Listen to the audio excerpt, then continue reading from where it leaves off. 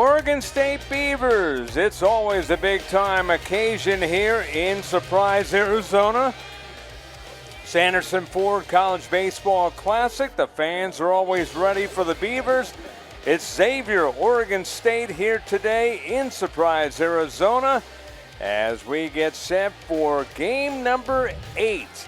And I'm Scott Galletti along with David Ardsma. And David, I'll tell you what, 7 outstanding games so far. This is the last one, and the first time in my memory that Oregon State will close out the tournament. Absolutely switching it up a little bit. Oregon State, obviously the star of this this tournament here, playing great baseball. Xavier playing great baseball as well. Obviously Oregon State taking the opener in these two when they played together. And we're going to see how this one turns out. Yeah, and we'll take a look now at Oregon State and Xavier on Friday, and what a game this was. Absolutely. Nelson Keljo starting it out, pitching very well for Oregon State, loving it right there. But Xavier came out and took the 3-1 lead into the 7th. Waxman, Isaac Waxman with a big home run right there. And then Oregon State, though, got their bats woken up. Arquette with a monster blast to center. Craig followed him up in the 8th with a big home run in the bullpen. And then the back-to-back jacks by Wilson Weber. Absolute missile to center field. And here is the starting lineups for Xavier: Hendrickson, Anderson, Waxman, Mish, Mensick, Burdette, Peters, Jellick, and Lambden. Pretty much the same lineup that they have had. And we'll look at the starting pitcher for Oregon State, donning the black jerseys here today. And there he is. That's number 20.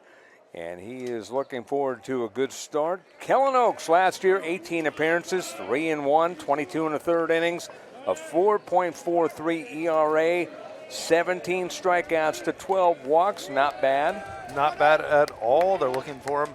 Check him out. He has a big arm, just like pretty much every single guy in this Oregon State pitching staff. First pitch is a strike. 3 p.m. the official first pitch. And we are underway in front of, once again, a huge crowd. 94 miles an hour on that fastball. Like you said, he has a big arm. That one out of play. Oregon State's defense goes as follows. You got Craig, Singer, Arquette, and Caraway. Turley, Reeder, and Talt left to right. Hubbard behind home plate today. And Oaks is the pitcher. Oaks, slider has improved. He gets strike 3, works up and down in the zone, wants the ball. And he's got length. T-Lynn Benton High School last year. Andy Peterson, former Beaver infielder, is the coach there, so ties to Oregon State everywhere. And the pitch to Aiden Anderson, a strike. 0-1 to count.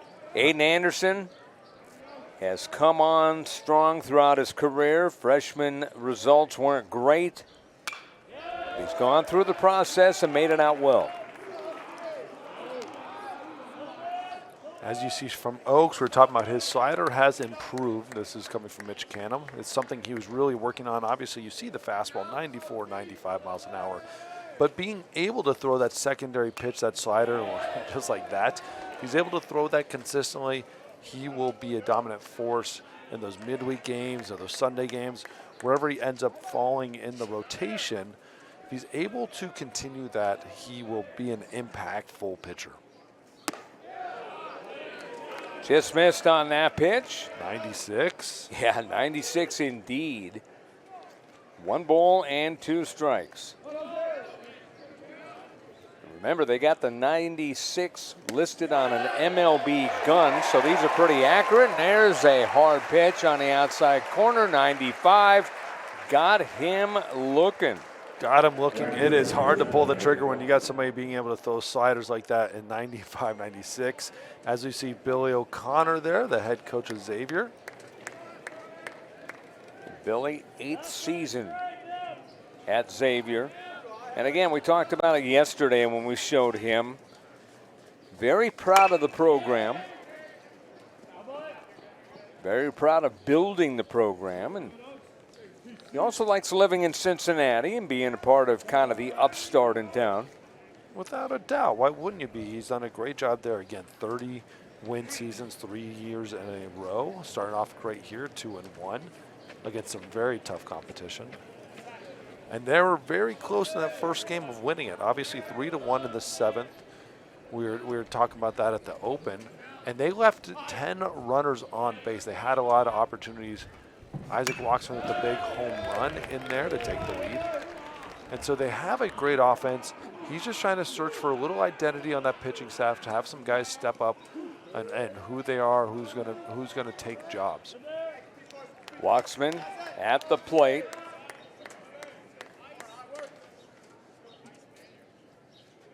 Waxman yesterday 0 for 4, grounds it to short. This is Arquette, and this is a 1-2-3 inning. Who'd have thought?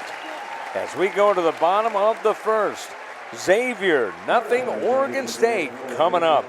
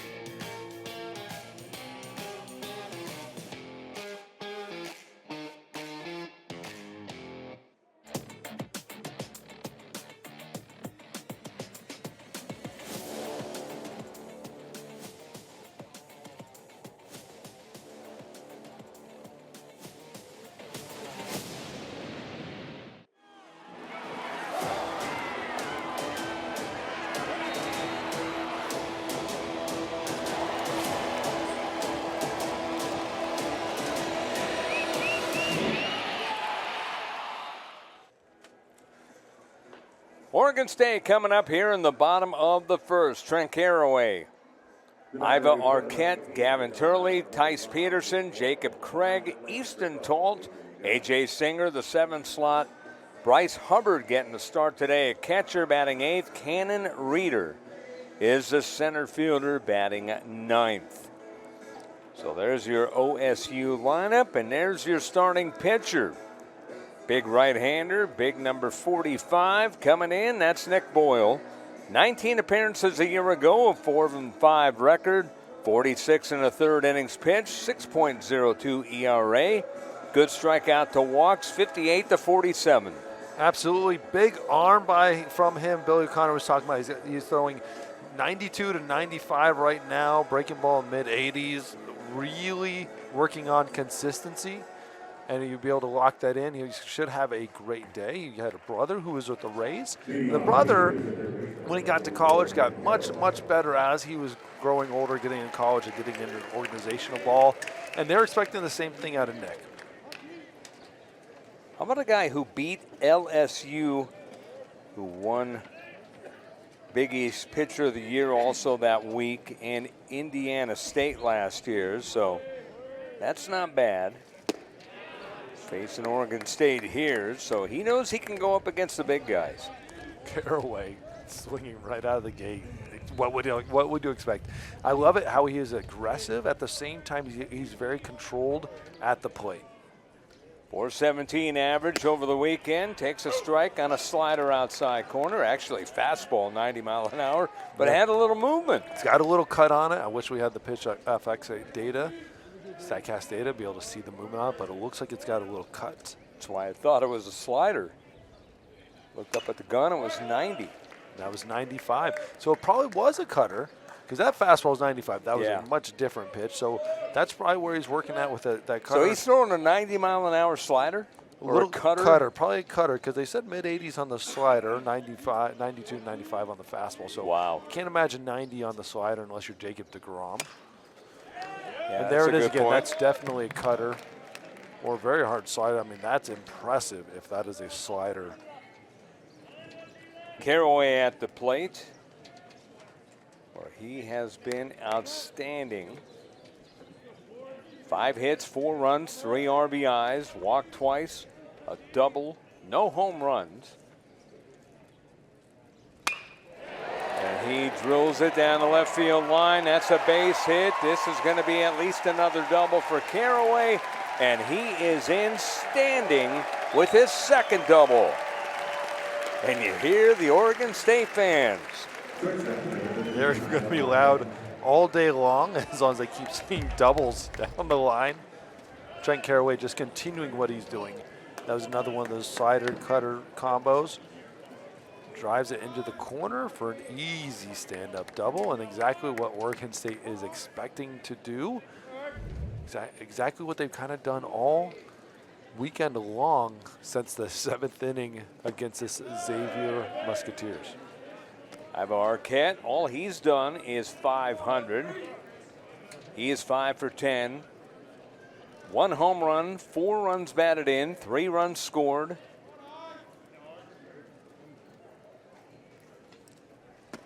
And he takes a strike.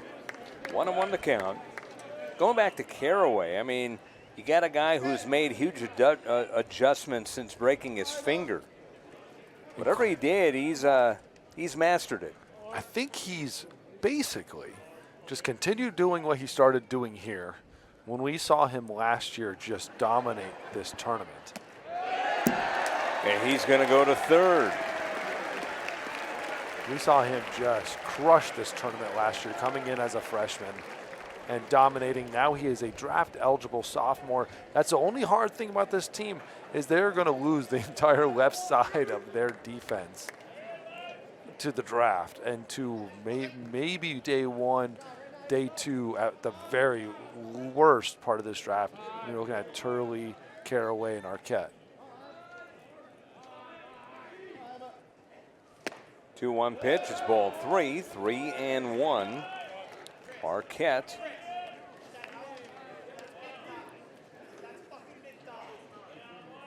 A guy who they've been looking forward to.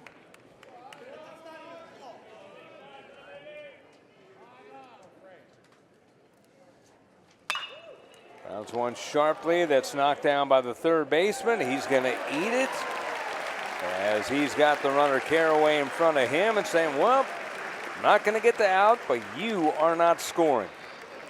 Yeah, he looked up when that ball popped out of his glove and he had to go back for it again. He looked up, saw first base, how far of a throw that was, how fast Arquette was moving down the line. For a big man, he moves pretty fast.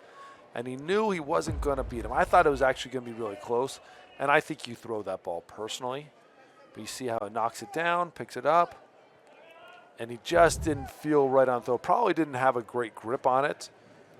I think you still throw that throw because if it's anywhere near the target, Caraway's not going to go from third base. So you take a chance there. At the plate now, Gavin Turley gave his team the lead yesterday. He's going to give his team the lead a lot. Yes. A lot of power there in Turley's bat. Up high. 2 balls and no strikes to Turley. By the way, Arquette, he can run. So watch for him at first. Being held on by Burdette. Do they send him? Big gap in right center field, and it's ball 3 to Turley. 3-0. So Boyle, I don't know if he's pitching around Turley, but hasn't been close to home plate as much as he would like yet. 3-0. Oh. That's ball 4 just outside, and Just the bases outside. are loaded. Not what you want to be doing to this offense. Again, pick your poison is basically the name of this offense. As we're getting a pitching conversation. Tice Peterson will come up now.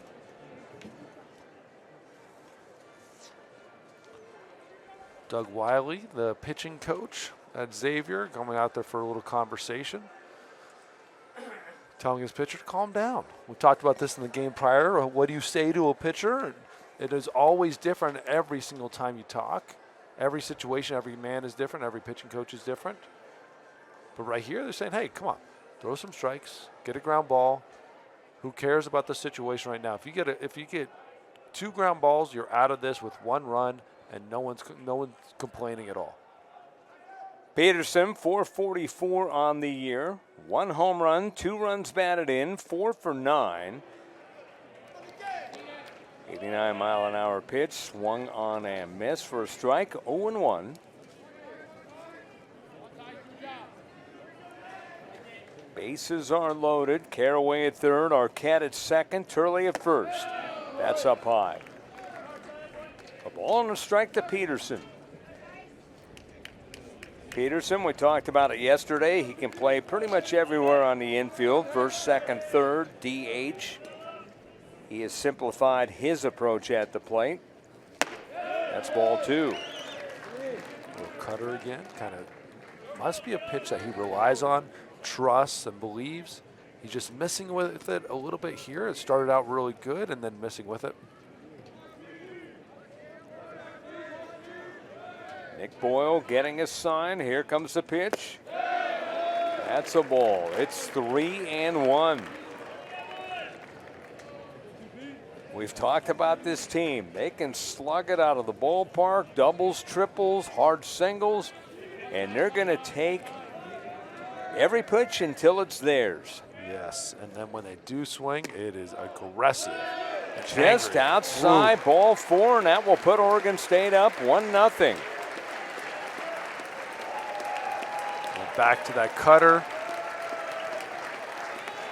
This is that type of offense. They will sit there and wait while they can put a ball on the top of that berm and the scoreboard in a half a second. They will sit there and wait you out. This is how old Yankee type of lineups used to feel. They would just sit there and work and work and work until you dig yourself into a hole. As we see a couple pitchers running down to Xavier bullpen, getting some life down there. They don't want to fall behind too far, too fast.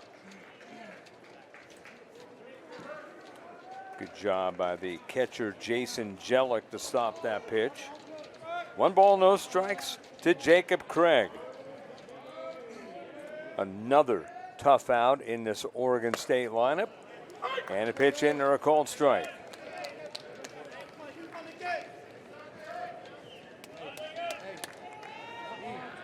One nothing Beavers. Tice Peterson, the RBI walk.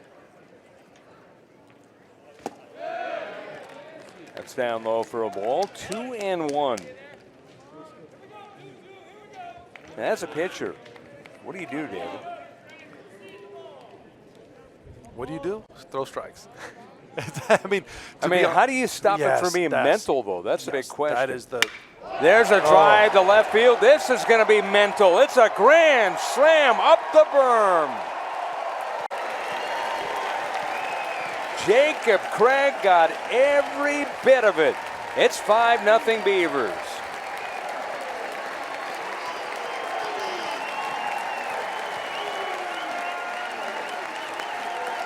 Wow. What do you do? Throw strikes. What does Jacob Craig do? Hit strikes out. Wow, you're in such a tough position as a pitcher when you put yourself in there, walks and struggling. The problem is you got to come back and throw strikes, and when you do, you got these powerful hitters that can just destroy the baseball. The left fielder just turned around just basically to watch the pitch. There you saw the fan making the catch. Yes. Every guy in this lineup can hit bombs. Jacob Craig kind of looking for that moment to break out, has struggled kind of the whole series with 2 hits until that grand slam and got every little bit of it.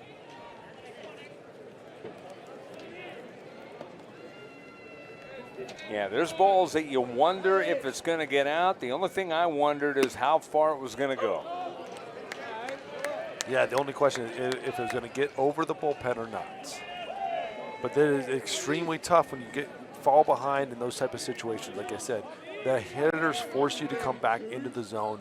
And when you do, you're behind in the count, so you're having to throw pitches that are very hittable to hitters that don't miss those pitches. And that's what happens. And that it all breaks down to as simple as this: falling behind in the count and putting guys on base for free.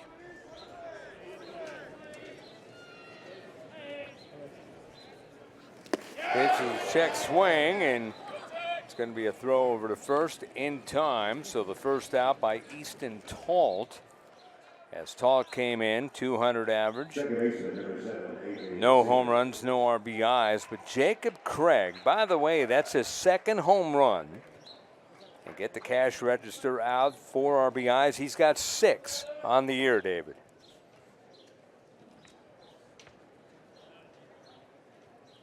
And the funny part about that, you're saying, is it going to get over the bullpen? I was wondering if it was going to get over the berm. Yes, he got every little bit of it as the trainer's out here looking at the side of Boyle. Something definitely bothering him.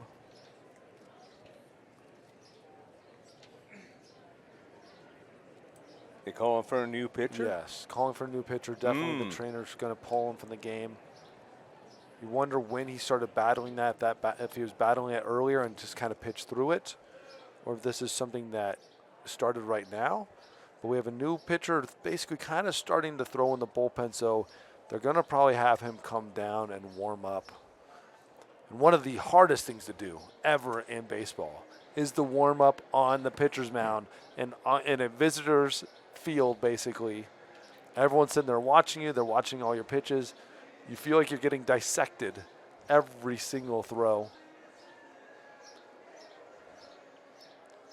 How often did you have to deal with coming out of the bullpen for an injury? Did you ever have to do that? As here's the pitch, and there you see something not looking right. And that was a strikeout pitch, by the way. It looked like halfway through the pitch he started feeling it. Finished the pitch. But, man, not how he thought his day was going to start or end. So a tough one here.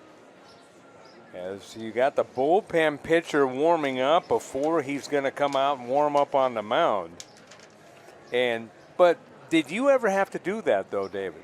Absolutely. And you it did. is one of the toughest things to do, without a doubt. I had to do it multiple times. And the most unfortunate part is you're coming in when a guy is hurt. And like, you never want one of your fellow pitchers hurt. You never want anybody, even if it's on the other team, of course, hurt.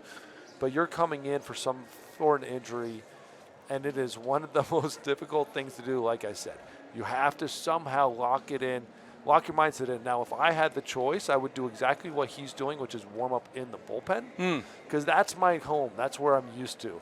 But when they call you out and what's the biggest difference?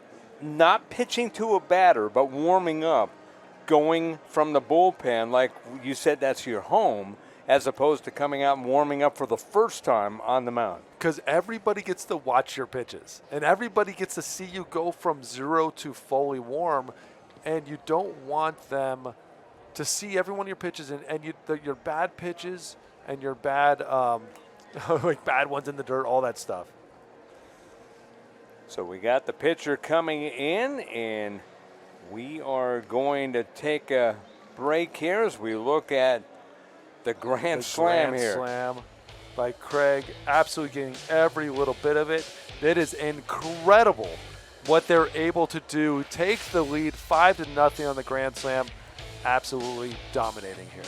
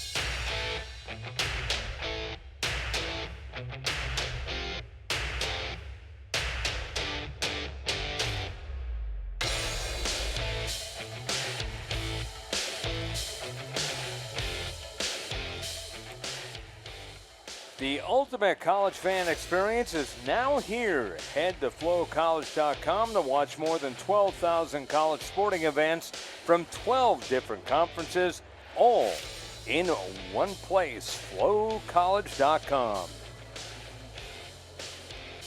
So we got a new pitcher. As you look at the Phoenix metro area, you got the new pitcher in for Xavier, and this is a tough situation for sure, David Ardsman, when you aren't expecting to come in. And like you said, you're coming in for an injured player, but this is Dawson Santana, sophomore.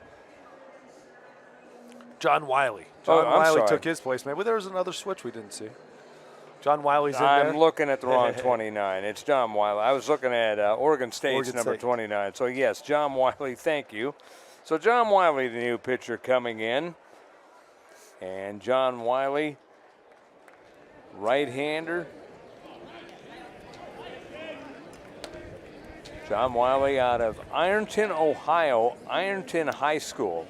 By the way, with Flow Sports, I've done the Ironton Classic, which is football. What haven't you done? I got to go to Ironton a few years ago, and in the last couple of years, we've been doing it remotely for the broadcasters, which I love Ironton. It's a little town, small school, and they average about 14,000 fans for football. That's awesome. That's pretty neat.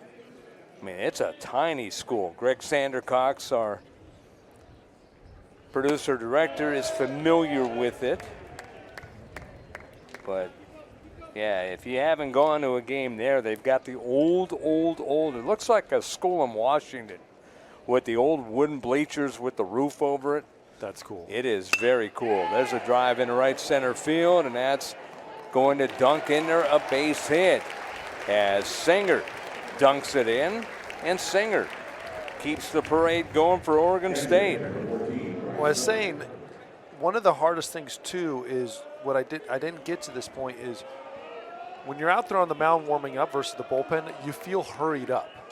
You feel like the pressure of everybody standing there watching you, staring at you, and you're like, you got to go quicker than what you want to, and that's the worst thing you can do. That's why the bullpen feels so much more comfortable. Because in the bullpen, you're going at your pace. Whatever pace you want to be going at, right? Bryce Hubbard, the batter. Hubbard, one at-bat so far this season, getting the opportunity to start today.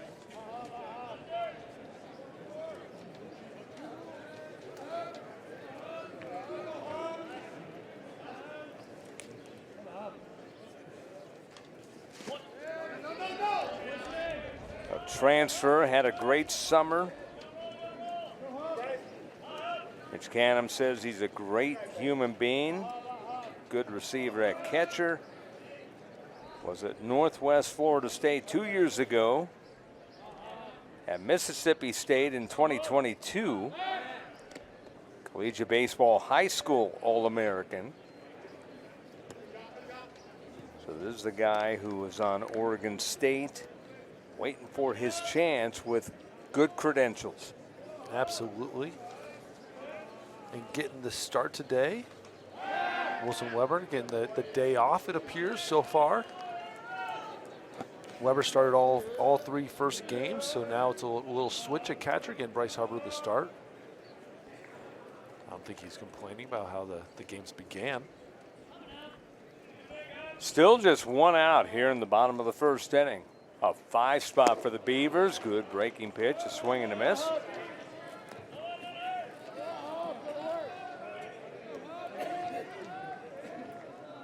First 5 batters reach base safely and have scored.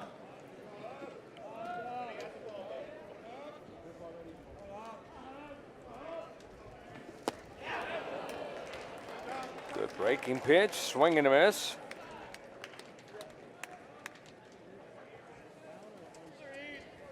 First strikeout. There you look at Mitch Canham. We just talked about him. An outstanding head coach taking over for Pat Casey, the legend. And he's building his own legendary resume. And with a team like this year, this might be a game changer separator for him and his career as head coach. And it looks like Oregon State has continued with what they started in the 8th inning, 7th and 8th inning against Xavier on the opening game. It's like that offense just never stopped rolling after that 8th inning.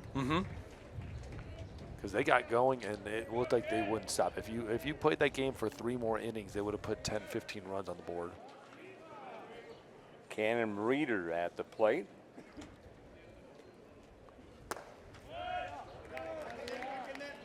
Worked a drive line this offseason. Consistent at-bats, has been working, speed, contact, less chase. Played for former All-Star Richie Sexton in high school at Summit High School in Oregon. How cool is that? Sexton took over for Alan Embry, and this is going to be a tough play at third, and making it look easy is Lambden. So they bat around, and we go to the second inning. 5-0 Oregon State over Xavier from Surprise, Arizona.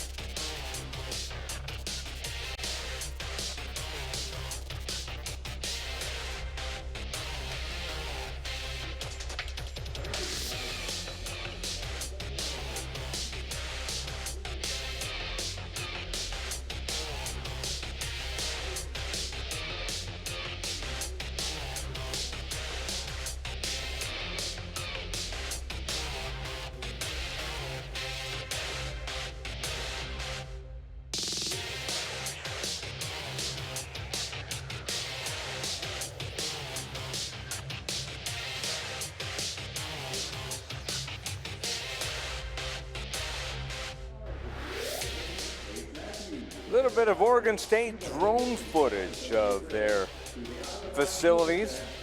Incredible brand new facilities, player development center, obviously pitching lab, hitting area, cages, some workout area, which is one of my favorite spots, along with the pitching dojo, as I usually like to call it. Incredible job there by Mitch Canham, obviously building the program from what it's been, national champion, multi-team national champion, but really getting the backing of the donors, backing of the administration to build a facility like that to continue being world class. You have so many of these programs building giant facilities, especially the SEC, ACC, really putting money into their programs, and I love seeing an independent like Oregon State supporting the program the way it is, and really wanting these players to get bigger, faster, stronger, and better to bring another ship home. Kellen Oaks working his second inning. All of a sudden he looks up, he's up 5 runs, 5-0. Connor Mish, followed by Landon Mensick and Clay Burdett. 2 strikeouts already. That's out of play. Mish, 286 average. He's 2 for 7. 1 RBI, 2 runs scored, no home runs. 3 walks and 2 strikeouts.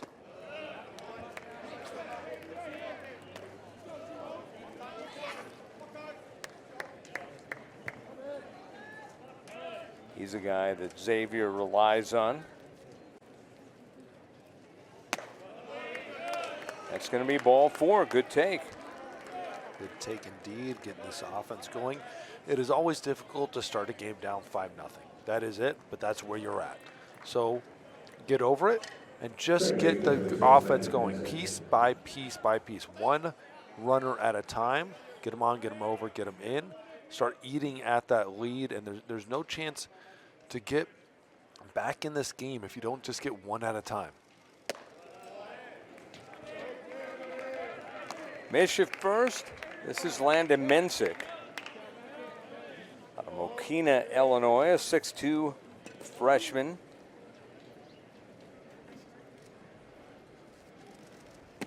athletic, and toolsy. One of my favorite terms. And, by the way, as Coach says, all the other stuff needs to come together. Yes. And it will. Over time, it'll definitely come together. What's great is they have 2 freshmen starting in this lineup now. That means when you're looking at building a program and sustaining success, like Billy Connors wants to do, having freshmen start is a wonderful thing.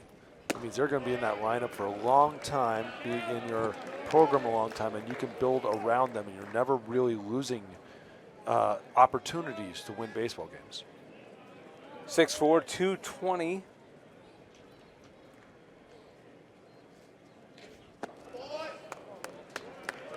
Out of the Lincoln Way Central, and he draws the walk. Talked about it before the other day for Oregon State when they were putting up 16 runs on UNLV. One of the toughest things to do as a pitcher is to stay your head in the ball game when your offense is out there for a long time. You're in the dugout sitting around watching everybody high five and have a great time, and you're trying to stay focused. You're just sitting there. Dax Whitney did an incredible job as a freshman, especially going through that his very first time and staying focused, being able to go out there and consistently throw strikes. It is so difficult to stay focused. You've amped up yourself from coming in from the bullpen, giving high fives to all the guys on the line. You go into the dugout, you go out to the game, you pitch, you get done with your first inning, 1, 2, 3, 2 strikeouts and a ground ball, and then you sit for 20, 30 minutes as offense goes crazy, a player gets hurt, somebody has to warm up on the mound. You have to stay focused, and that is so difficult because it can be mentally draining just sitting around trying to stay focused without actually physically performing. You'd almost want to get up and start throwing in a bullpen situation just to keep yourself into it. Clay Burdette takes a strike, 0-1, sophomore out of Cincinnati High School, Moeller High School.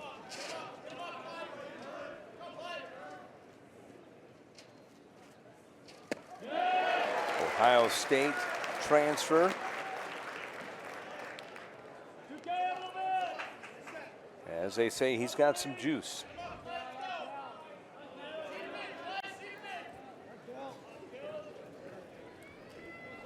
No balls, 2 strikes.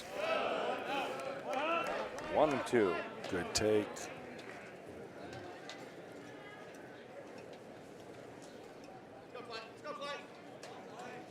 One of the few local kids on this team. Oh, did he go? Yes, he did. Went right back to that slider down and away. Got him to take the pitch right before it. And that one got him swinging. You see it again. Yep. Great, beautiful pitch. Let's see if he goes. And yes, he did. Just a little too much. And you know it walking away. I was marveling where the pitch went. That was a great pitch. That thing had a lot of dip. And yes, he did go around. Well, if he attempted, he always went around in my eyes as a pitcher. I'm still adjusting to being able to see that independently. No, just kidding. No, he definitely went. There's a ground ball to second, could be 2. They go to short, double pump, not in time. The double pump by Arquette got him. Singer to Arquette on the force, 4-6. Taking third is Mish. And Peters is safe on the fielder's choice. You said it perfectly. The double pump, you see the chopper to second, a little flip to Arquette. It just didn't quite get the grip in time. I don't know if he would have had him anyways. It would have been really close. Peters is a smooth runner, fast runner. I don't know if he would have had him, but either way, the pump did not help. Now 1st and 3rd with 2 outs. Jellick takes a ball, 1 ball, no strikes. Junior out of Chapel Hill.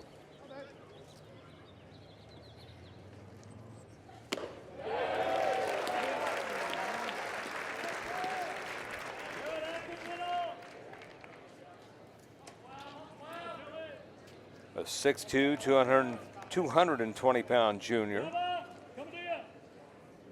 Went to IMG Academy out of Chapel Hill. IMG Academy, obviously, in Florida.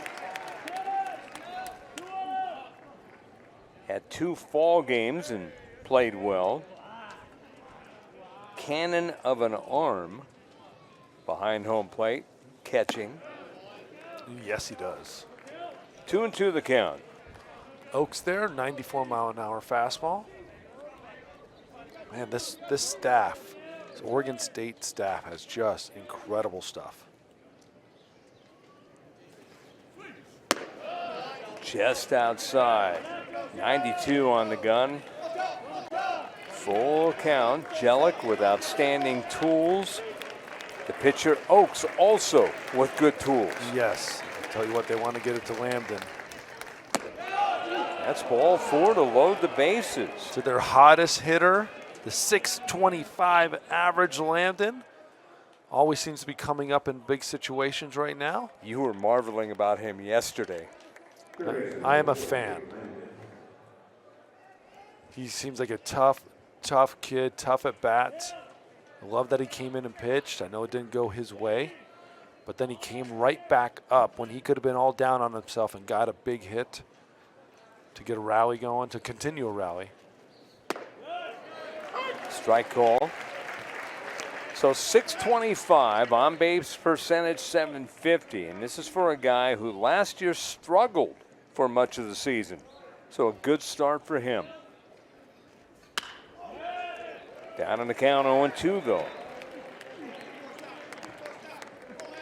5'10", 185. He is a sophomore out of Rancho Santa Margarita, California, Tesoro High School.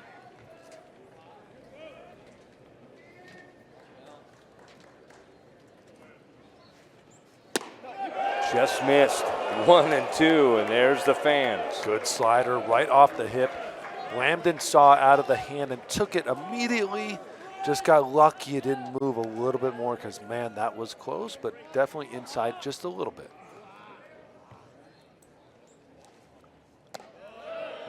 Good take again. You need an eagle eye to take those pitches. I think what it is in those counts, he's dead red fastball right now, so he's seeing any spin and just spitting on it. Good breaker, but it was low, and it's full. I tell you what, you threw it 0-2, 1-2, 2-2. Now you throw it 3-2. Why change? Throw that slider. You know he's looking for a fastball. Throw the slider again.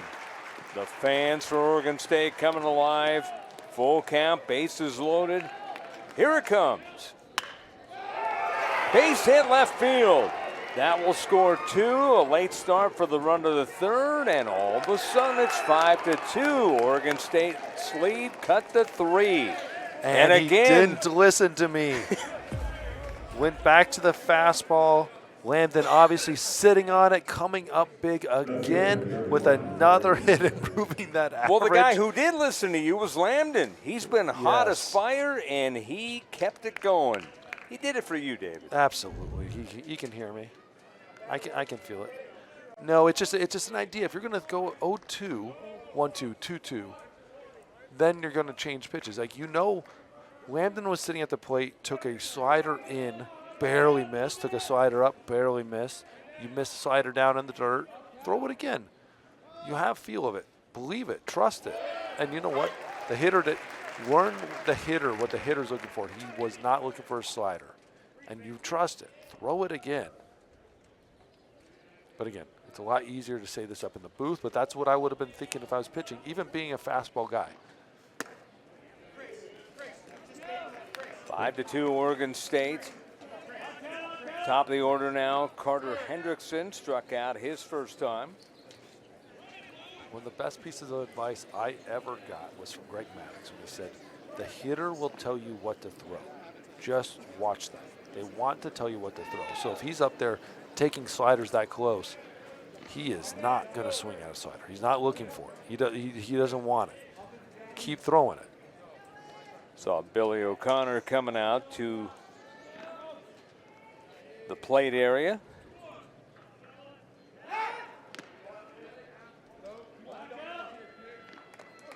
1-1 the count. Oregon State, by the way, once again number 7 in this week's poll, which came out today.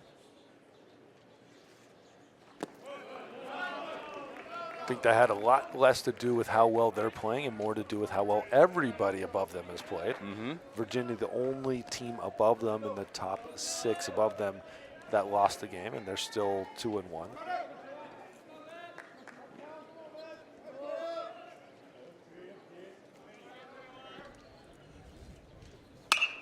High drive into left field, but it looks playable. Underneath it is Turley, and that's a side.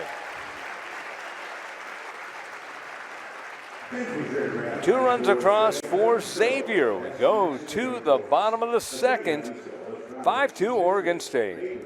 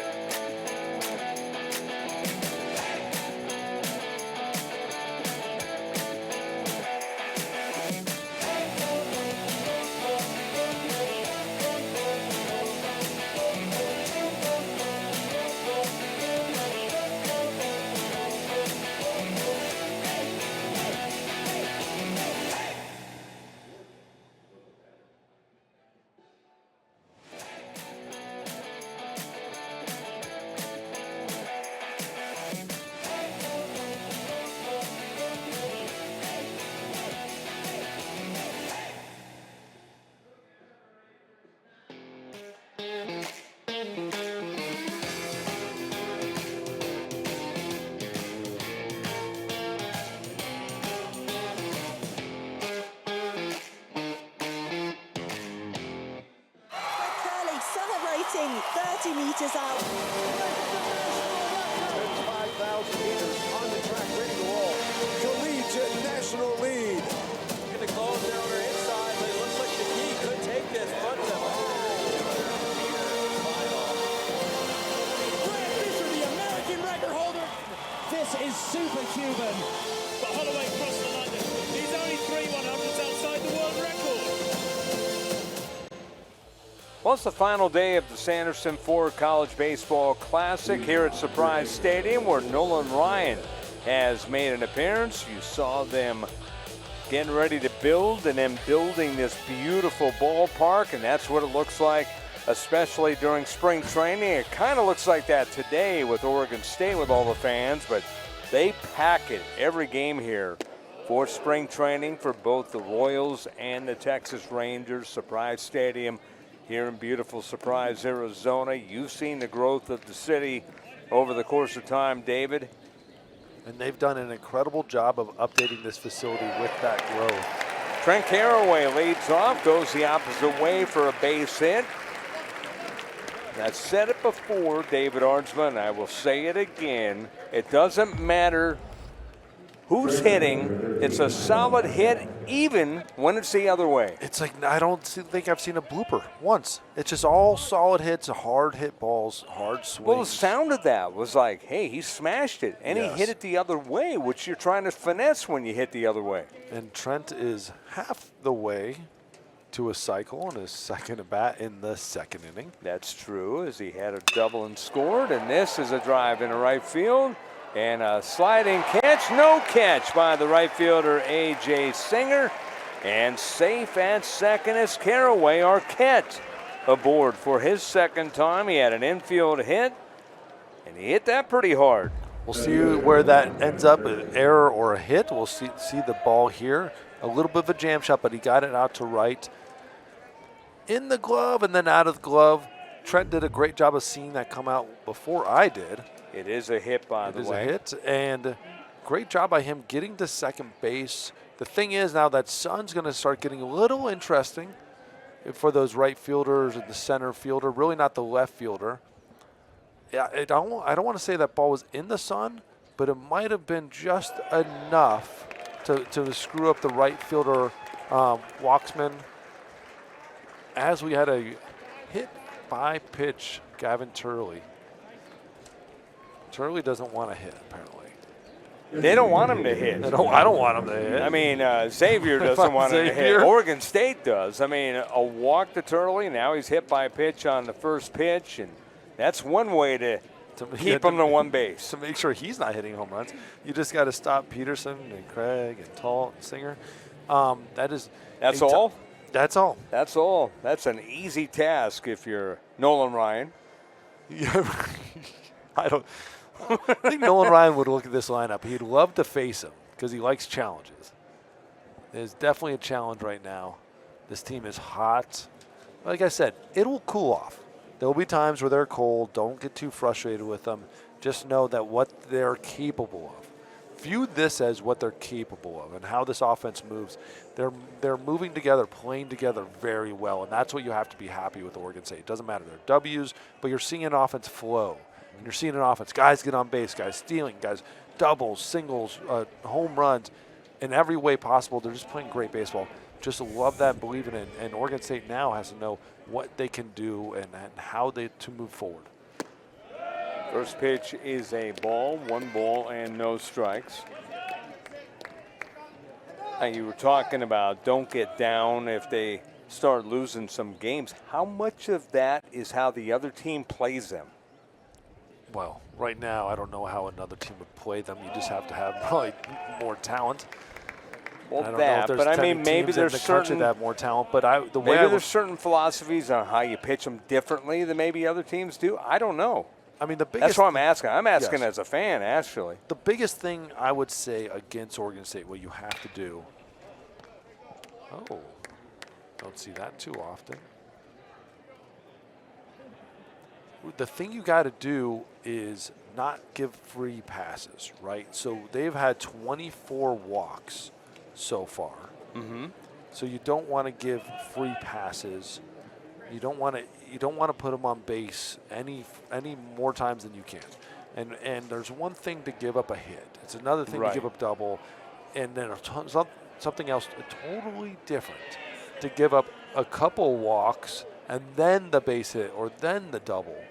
And that's when the problem persists, is when you're giving up those guys on free bases like this. Where you're hitting them, or Turley like a walk, Peterson with a walk. You're putting them on base for free for the damage to really happen. I was wondering because they have that blip in the schedule every year, and you wonder how did it happen with how good this team really is. And I got to go back to that play on the foul ball Caraway. If I'm Mitch Canham, I don't want him putting his hand in front of that ball. Do not touch that ball. You don't know how the umpires are going to call it for something weird. Well, I'm thinking injury-wise. Thinking injury. I'm also thinking just interference. The first thing I think is interference. See, you're thinking as a player, I'm thinking I don't want him getting hurt by doing that. Yes, exactly. He had the little sliding mitt on. But, man, to me, it's like you do not take a chance with an umpire making a bad call. Just get out of the way. Let that ball go by. Full count to Peterson. And he's on base to load the bases. And actually, the bases were already loaded. He's on base to drive in a run. Got to give him more credit than that. Right. It is 6-2. He gets the RBI. Jacob Craig coming up. With the bases juiced, can he do it again? Well, the crowd is sensing it as they're starting to make some noise. They know the situation. Oh, I'd be swinging so hard right here. 1 ball, no strikes. He kind of waited on it and held up. I would be falling over, swinging so hard, trying to put this ball at the scoreboard. He doesn't have to do that. He's a lot bigger than me. But, man, I'd be swinging. 2-0. How do you have this situation? He's waiting for his pitch. And so calm. I know, that's what I'm saying. He's just waiting for his pitch. It's like, there's no rush, guys. All I need is one pitch. I can hit it out. And now you're in a hitter's count. Bases loaded.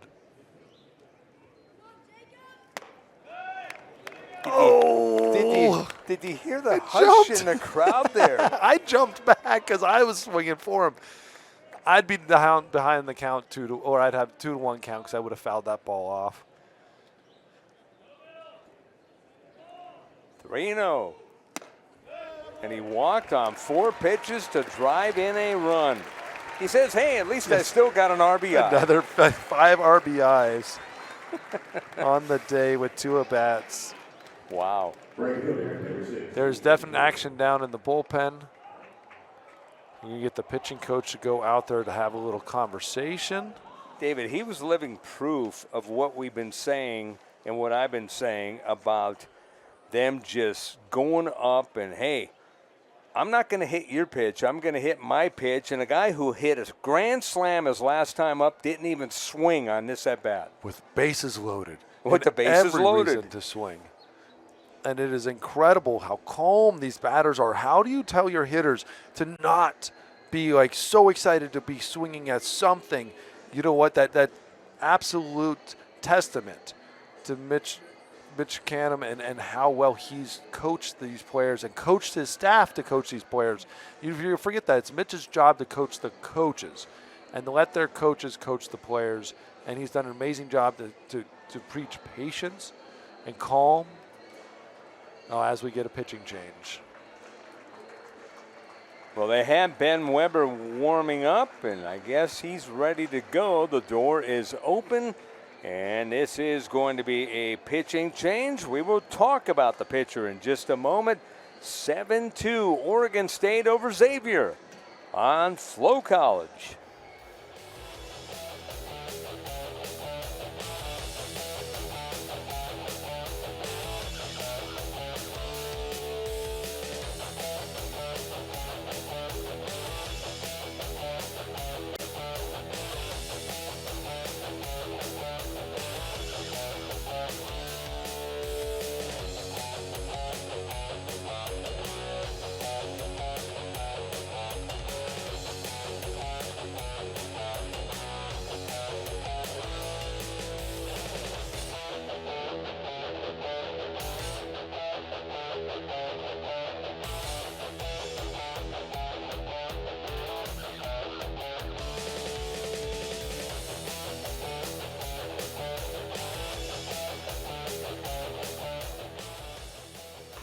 The Amegy Bank College Baseball Series presented by Kubota is bringing the heat to Globe Life Field this coming Friday, February 21st through Sunday the 23rd.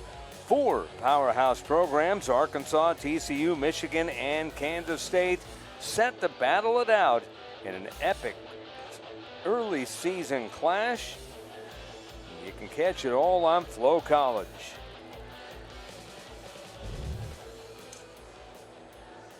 Look at the new pitcher, Ben Weber. 1 appearance, 0-1, 3 innings, 12.00 ERA, 1 strikeout to 2 walks.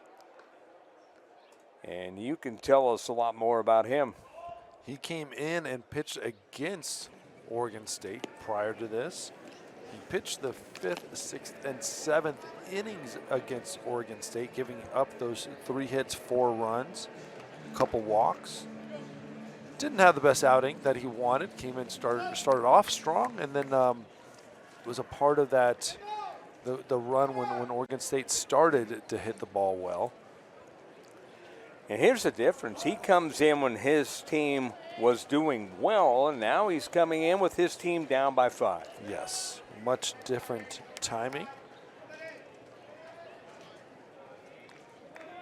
Easton Talt, the batter.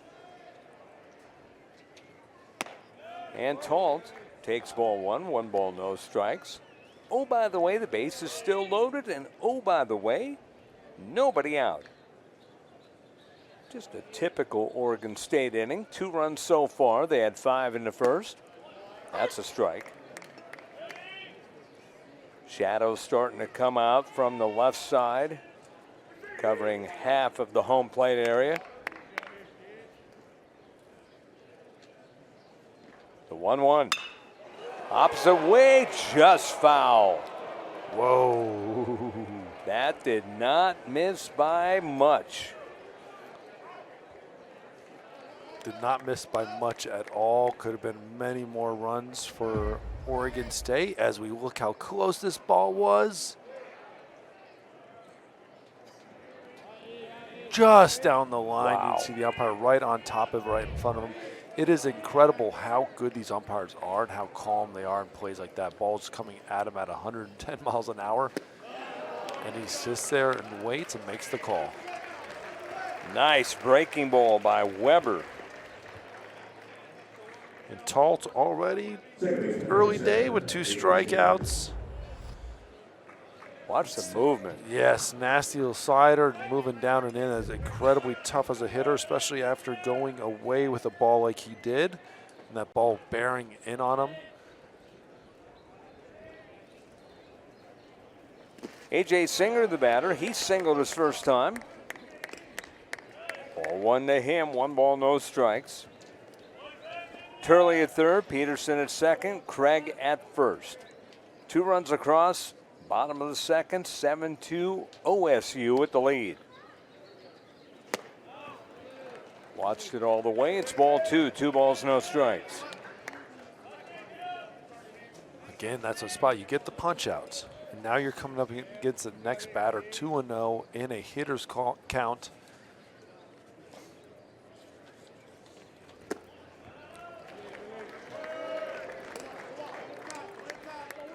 Ball 3. Singer, a JC guy. Good enough where he's led a couple of classroom sessions. Strike call, almost through the bat did Singer. I always like that when a coach lets the players coach sessions and tell them what they want to know. That's when you really start learning as a team, as an organization, and you let your players teach the others. That's going to be ball 4, and he drives in a run. And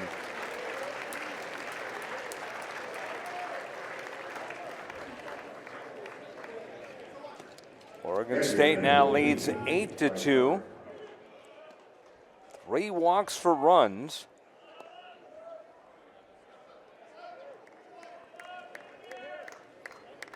Yeah, you, Mike Farron, and myself, the Zoom meeting with Mitch Canham, you said that to him, and his eyes lit up and his smile beamed because you were saying, singing his praises. Yeah, there's nothing like getting to that point and letting your players coach, letting your players teach. There's no better way to learn than to teach. And it's an amazing thing because they speak the same language as their teammates. They're the same age, they're thinking the same way. So if they can teach them something they know, and you can involve the players more like that, you create leaders out of them, teachers out of them, and learners out of them. That's to the hole, that's a base hit. It's gonna score 1, and not quick enough as getting a late start was Craig. He holds up at third. The merry-go-round continues. It's 9-2 Oregon State. Look at it again. The drive through the hole there. I think good job by Craig. The thing about it's tough from his position to see where the second baseman is, see the line drive. It looks like it might be closer than what it was, so you freeze, and you don't want to get doubled up. And you know what? Nothing was lost. You freeze, you make sure the ball's in right field, and now you're on third base. You really don't lose anything, maybe a run, but you're still bases loaded with 1 out, so it's not the worst thing to happen. So Hubbard with the base hit. That was after Singer walked for an RBI.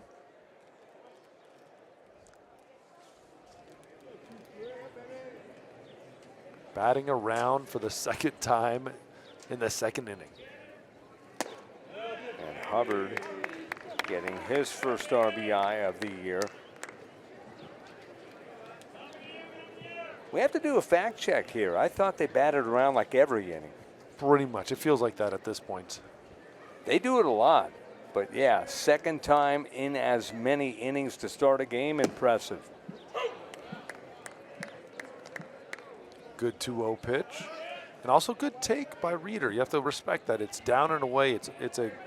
There's no point, and if you can't take a good swing on the ball, don't swing at it. 2-0, you're looking for a pitch in your location. Then you swing hard. Just 1 out still. That's a high chopper off the first baseman Burdett's glove. Everybody's going to move up. 10-2 now, Oregon State. Just like that. And you see the chopper to the right side. Just off the glove. Trying to probably turn and go to first a little too early on it. It hits off the heel of the glove for an error. Should be an error, unless it's a hit. Was that a hit? They're still thinking about Still it right thinking now. about They haven't put it on the official score yet. Got to be an error. They gave him a single. So they give him a single and an RBI.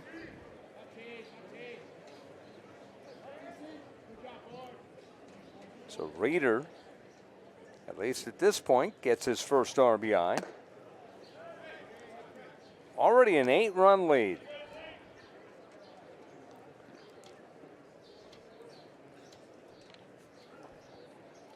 Cannon Reeder.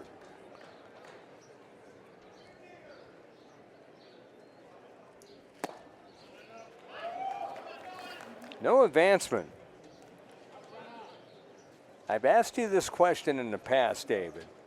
If this isn't an 8-run game, does the runner at third go? I think yes. Yes. I'm okay with that, though. I'm okay with that. Because it's in a spot where 99% of the time the runner from third will score. I think it's still early enough in college. Good turn of the double play. Yes. How about that?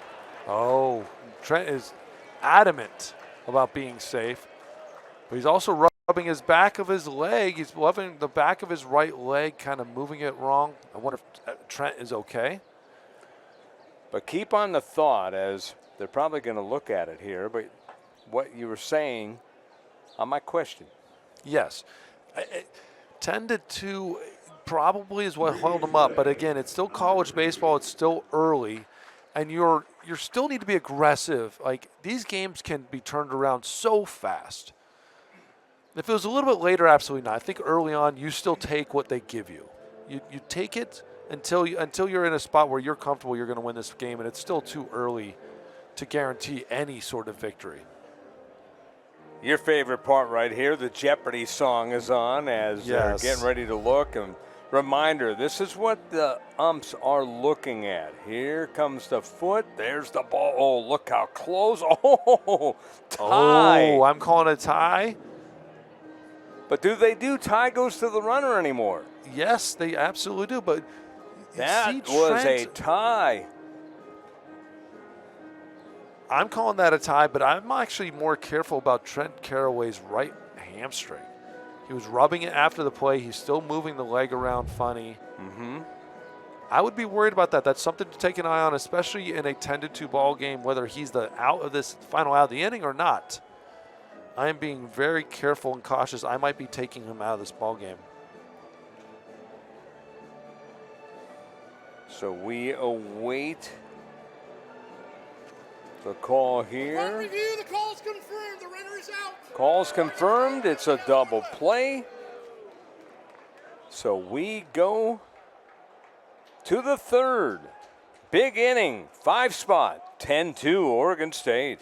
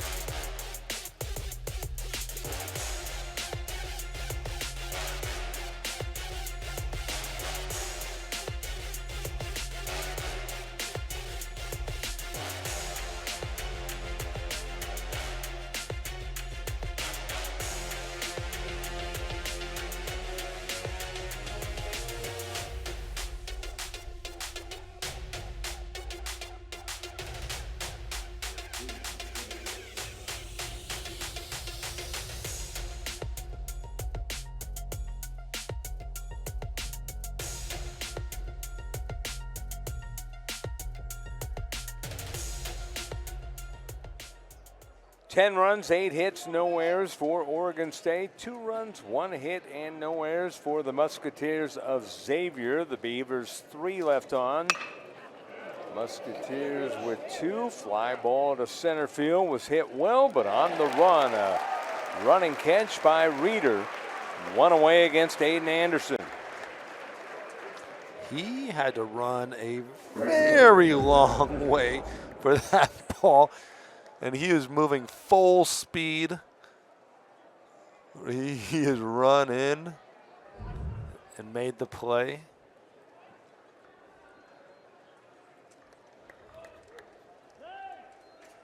Isaac Walksman, the batter. Looks at a strike, 0-1, 92 miles an hour. Kellen Oaks.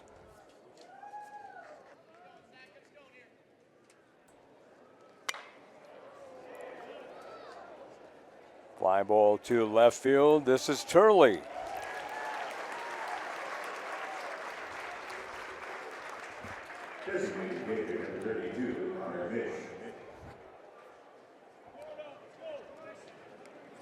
Two outs. Connor Misch is the batter.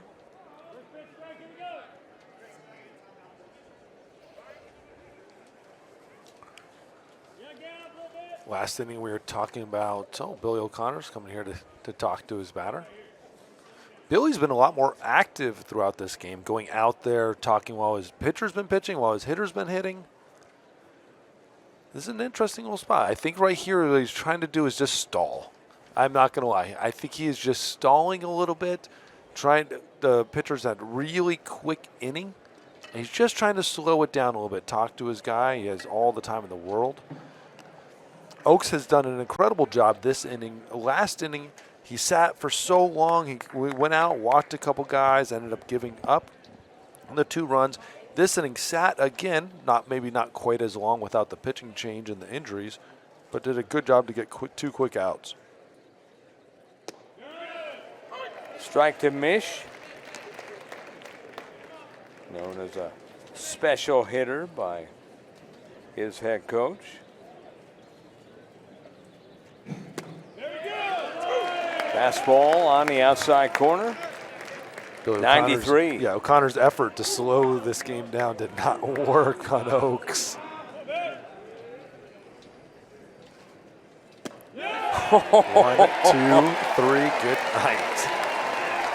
What a pitch. He gets him with the heat and finishes him off with the off speed.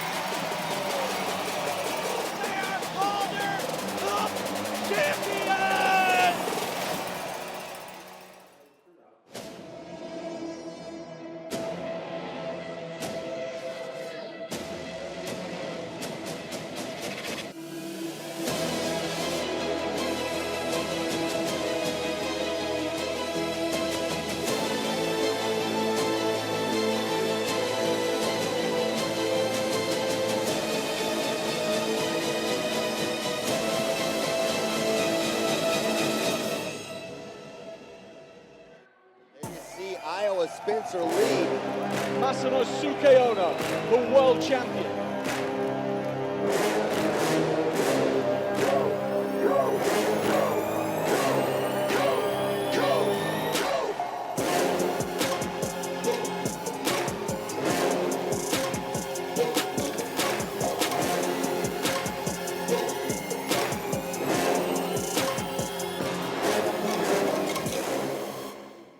Here's Surprise Stadium. They have a Hall of Fame for the Texas Rangers. Corey Seager among those players. Silver Slugger in 2023. Marcus Semien, also Silver Sluggers. Spring training facility. Adolis Garcia, Gold Glove winner in 2023. And to the right of us, down the first base line outside, is where the Rangers work out. The Royals on the left side. And I marvel at these facilities. They have dorms. They basically have condos for the players. It's very well done. Very well done indeed. And again, it's been around now for quite a few years. Hard to believe how long it's been around. Seems Absolutely like yesterday when it was built. Absolutely amazing. What, 22, 23 years now, and they've done a great job of updating it, upgrading it now.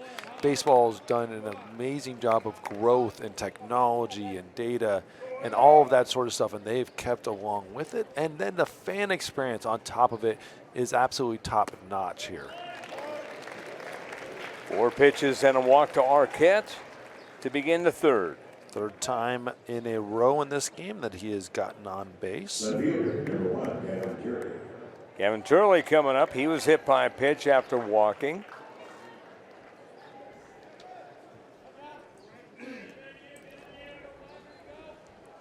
I know Billy O'Connor would probably give me a grimace for saying this, but if I'm the pitcher, I intentionally walk him.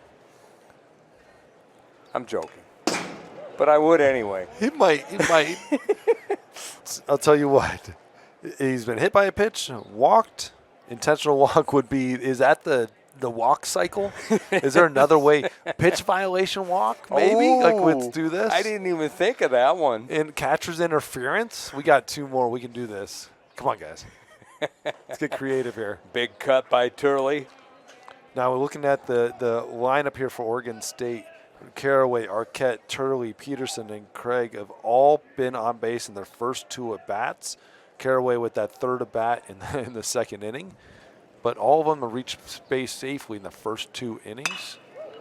And a line drive beautifully caught and a double play. Have yourself a play, Mr. Clay Burdette. A line out, 3 unassisted double play. I was about to say the 3U double play. That's one of those you jump and you just hope you time it right. And he absolutely did. Came down smooth. There's nothing you can do as the runner. Even if he froze perfectly, he's going to get out. And again, like, it bears mentioning Turley smoked that ball. Yes, I was got to say, he still hit it well. Like, he got jammed, he hit it well, and had to make a great play to get him out. That's on the ground to short, and that's Eddie Peters. Makes the play. Well, it goes down in the books at a walk, but might as well be 1, 2, 3 as we go to the 4th. OSU with the lead.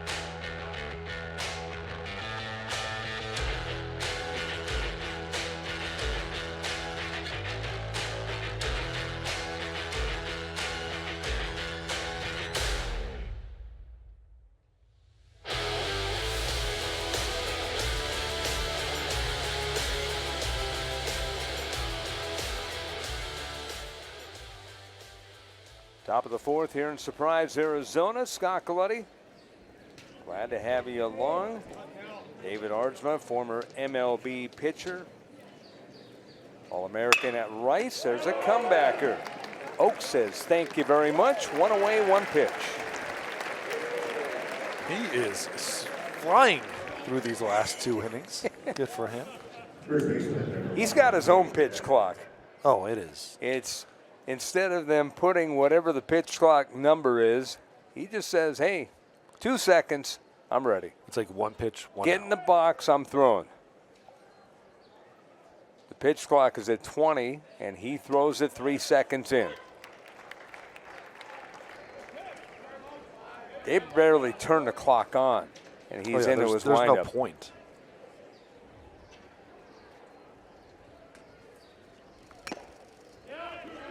Foul tip.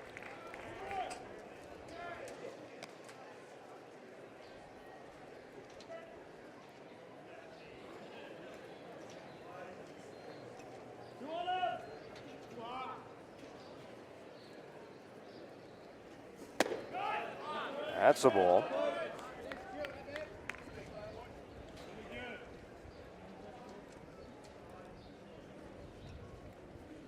(10-2) Oregon State, top of the 4th. Oak steals. That's ball 3. Or is it ball 2? 2 balls and 2 strikes.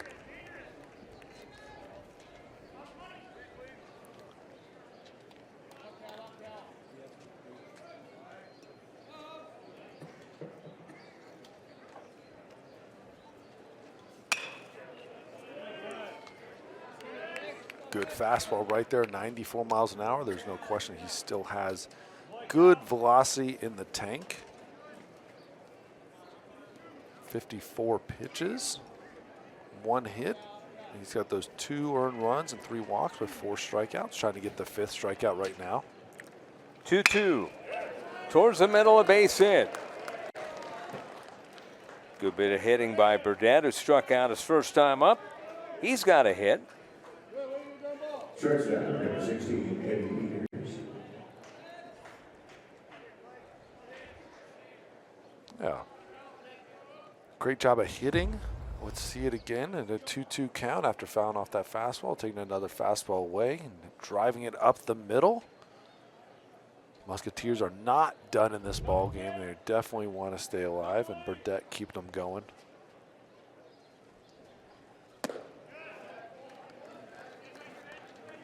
'89 on the gun, up and in.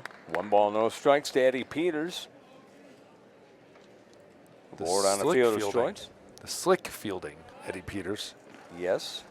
I love watching ground balls that go to him because it has been impressive.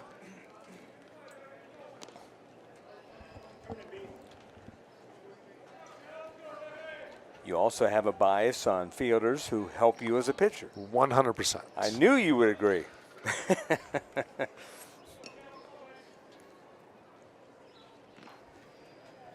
0-1, lifted in the air, shallow left. Turley coming on, and actually that is going to be the shortstop. Arquette saying, don't mind me and Gavin, I got it.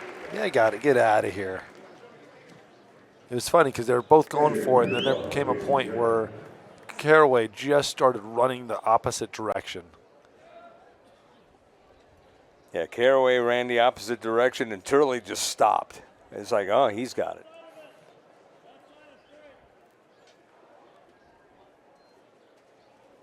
That's how much confidence he had in Arquette, because Turley normally doesn't stop on anything.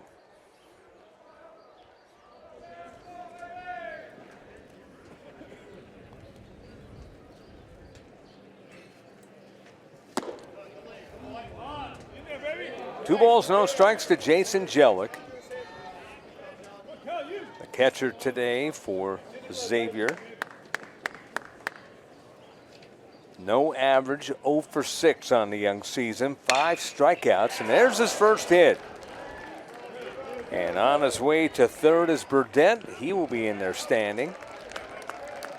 So Jellick, his first hit of the season. Good for him. Good fastball down and pulling it to the right side through the hole to get to first and third with Burdett. You see it right there past the first baseman. Nothing he can do with it. Jellick, good first hit. Young man who had a good fall in preseason.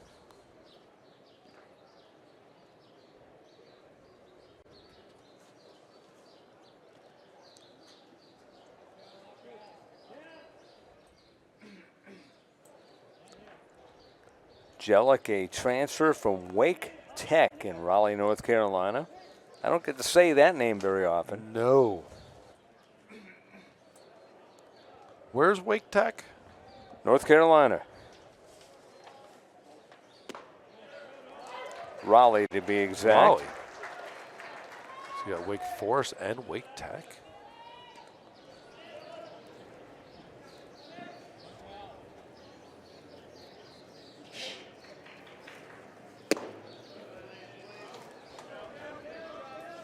Well, hey, I got to go here because it's been a long week. You know, some people say, hey, that was whack. Well, in North Carolina, that is Wake.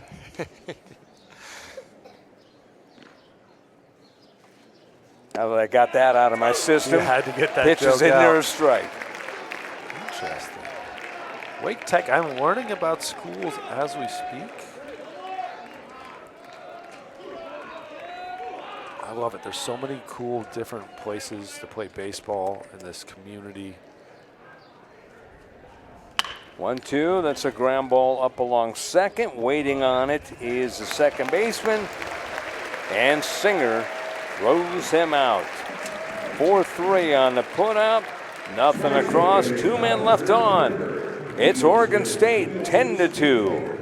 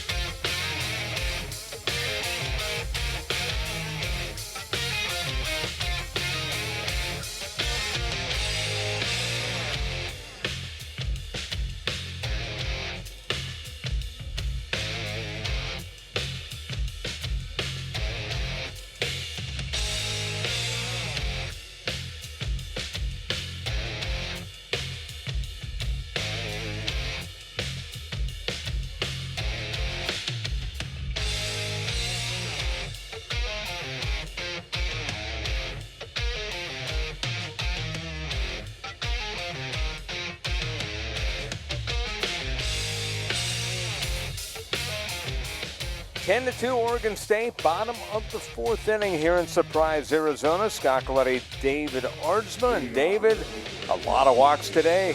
A ton of walks and a lot of walks in bad situations. We're seeing here walks where they're walking in runners. There have been 3 today for Xavier walking in Oregon State batters. 6 walks total. Each of the pitchers for Oregon or for Xavier walking in 2 apiece. But that's the hard part about it when walks really matters, when you're giving those free bases up. They're able to hit them in, and they're walking guys with bases loaded. Right. The one thing you can't do, and I have done it before in my career, it is one of the most frustrating things ever to walk in a run. I actually walked in a game-winning run once. But it's just you can't be giving those away, and that's the difference between teams like Oregon State and a team like Xavier. They can both swing the bat. It's just how many times are you going to give the other team opportunities to score for free?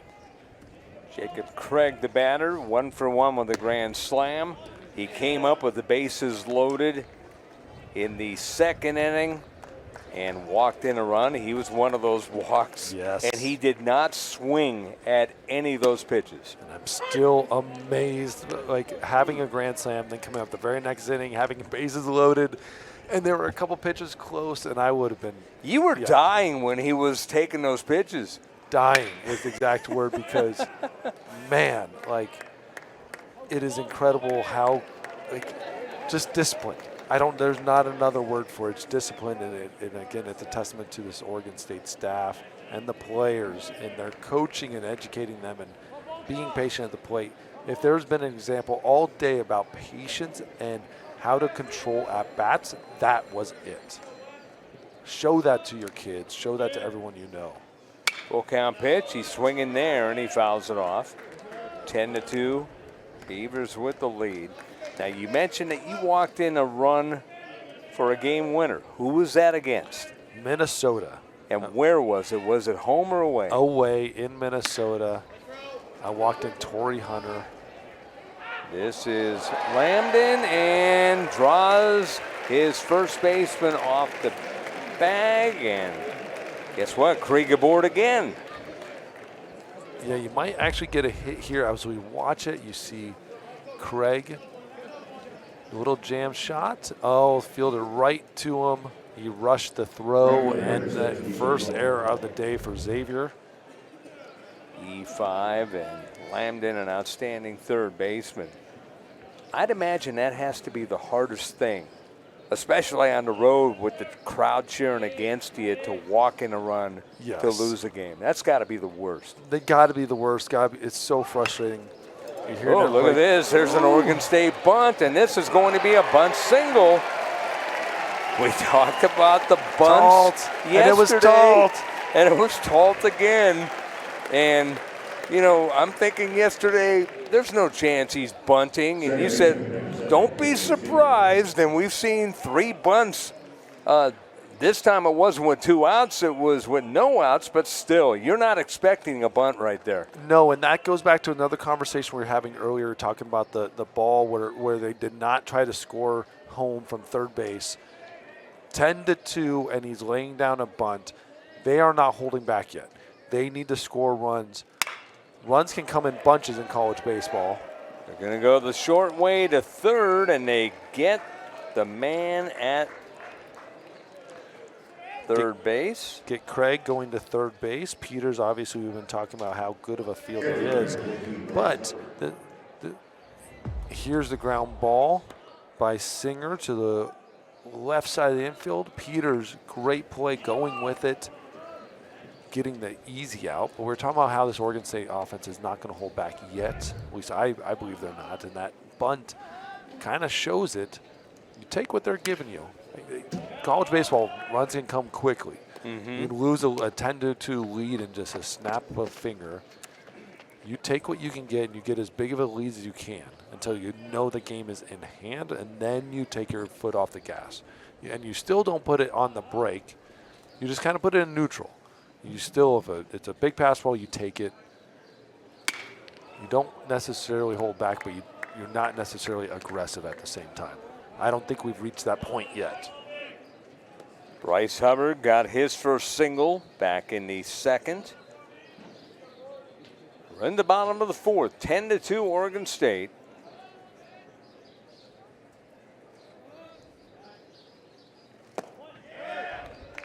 You got me thinking now, pedal to the metal.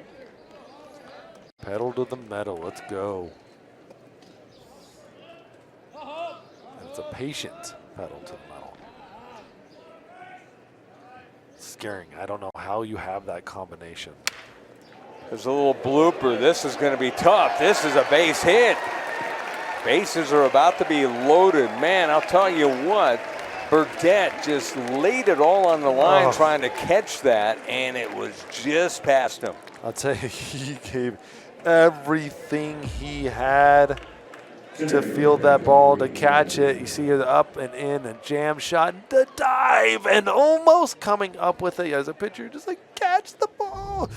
It's right there, but he gave everything he had. Burdette was so close, and at the end of the day, bases loaded again for the Oregon State Beavers. Well, the good news for Xavier, it's not Jacob Craig coming up, right? Yes.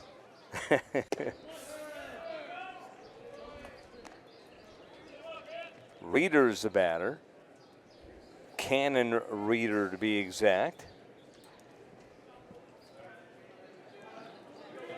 Center fielder.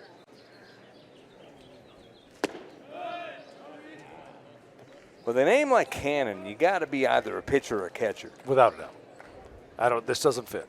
Or you just got to sit out there and just or you take a fly bullets. ball and throw a bullet to the plate, to get the runner. I mean, you can have a cannon there, but He's the guy that catches the ball and kind of jogs a little bit, baits the runner from third to run. ground ball to short, could be 2. Peters to Menzik, goes over to first and draws the man off the bag. It's 11-2.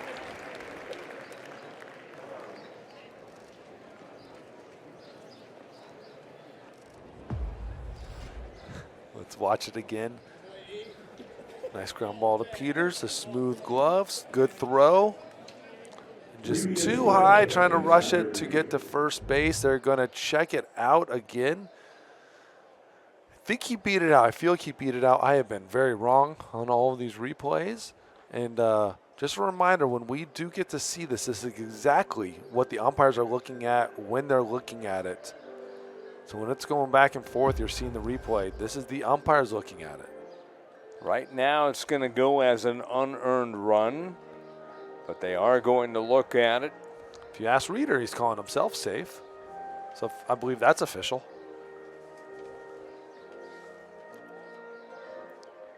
This is what the umpiring crew is looking at. Look at that high stride.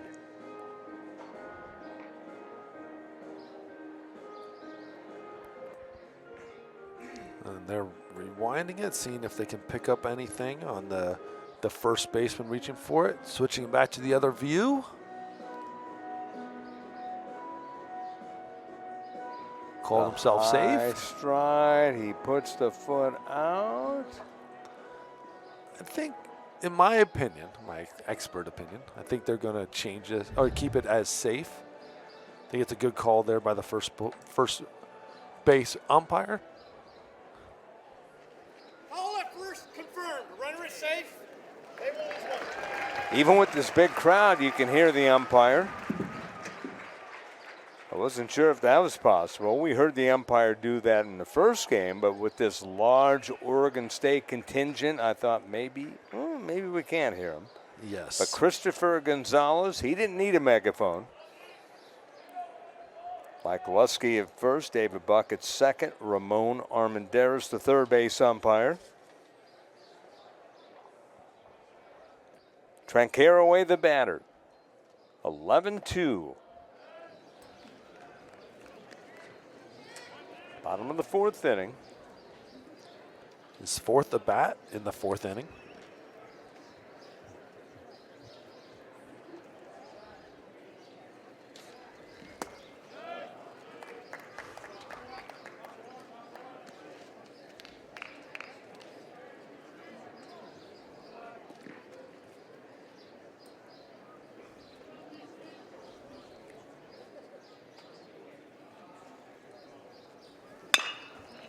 Ground ball to the hole, stab by the third baseman, Lambden. He throws, he got him. Amazing, amazing play by Lambden.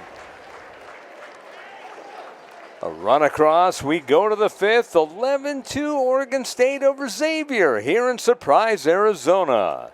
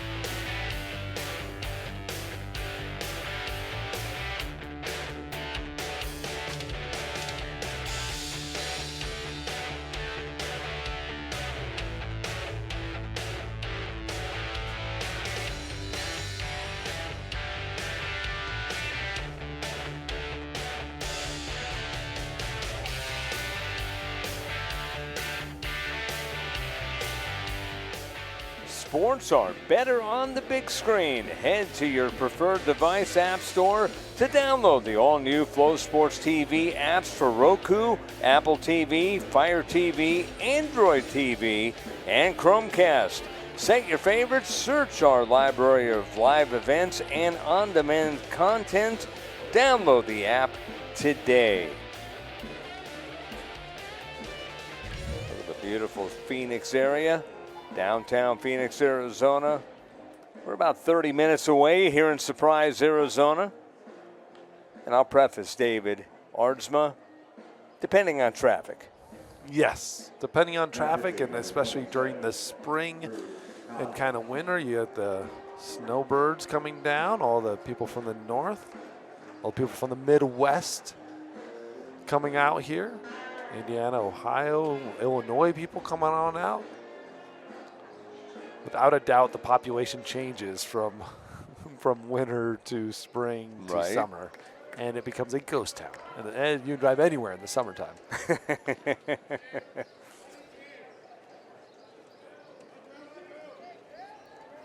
To the top of the fifth. 11-2, Oregon State with the lead.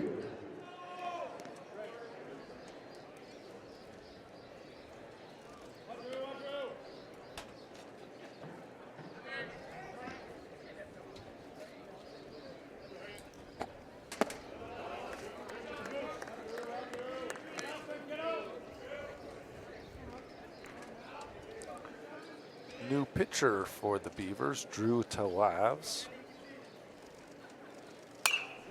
4.63 ERA last year, 11 appearances.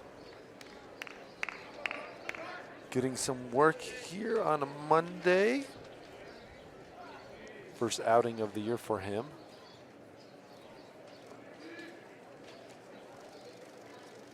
Mid-90s fastball, good secondaries. Guy who can go short or longer in the middle of the game. MVP of the state title game his senior year at Westland High School.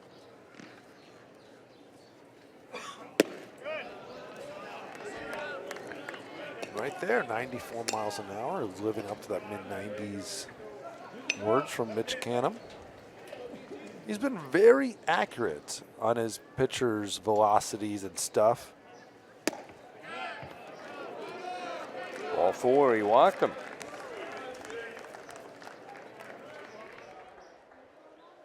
And there you see his numbers from last year. 11.2 innings pitched, 11 strikeouts to 3 walks. I like it. The man that throws strikes. Got a little walk there, but we'll see. I assume that's an anomaly. I was going to say, as luck would have it. Right. We're talking about his strikeout the walks, and the first one is a walk. Hey, I don't hold really much against anybody. Their first outings of the year, especially the first couple batters. Then until you get comfortable in an inning and an outing, the cleats on a mound with the sun in your face.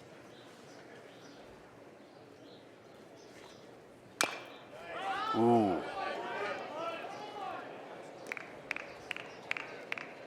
That couldn't have felt good for Aiden Anderson. No, he is feeling it. I don't even know where he got hit, but it looks like he got hit everywhere. Let's see that again. Thought it was the leg at first, and then thought maybe it was the body. It's like, I think he did get like hit everywhere. Flat, or like armpit almost. Like, I'm sure that is the first time he's been hit by himself in that spot.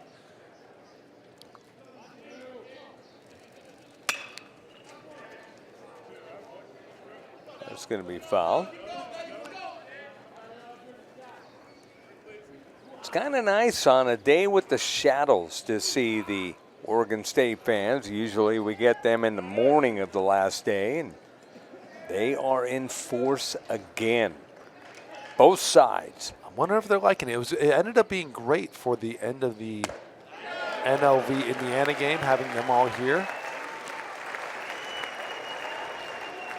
As Talavs ends up getting that strikeout, hard fastball up in the zone. You can tell he's got some overpowering stuff. Again, we really haven't even seen the secondary be effective yet.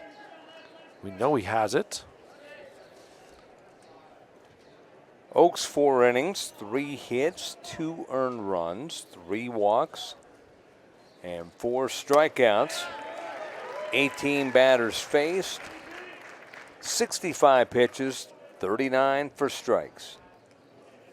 When you have the shadows like you have right now and the pitch is working, don't change anything. Just keep throwing it. That fastball up to the zone is hard to see, hard to hit. Keep bringing it, buddy.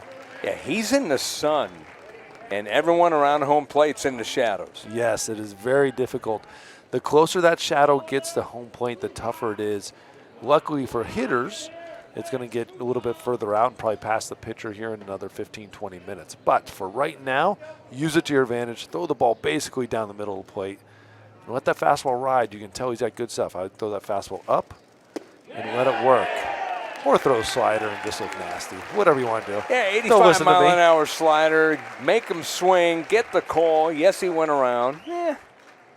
Just another day at the office. Yes. 95 up, 85 down. Guess that works. And again, look at that movement. Beautiful little slider, man.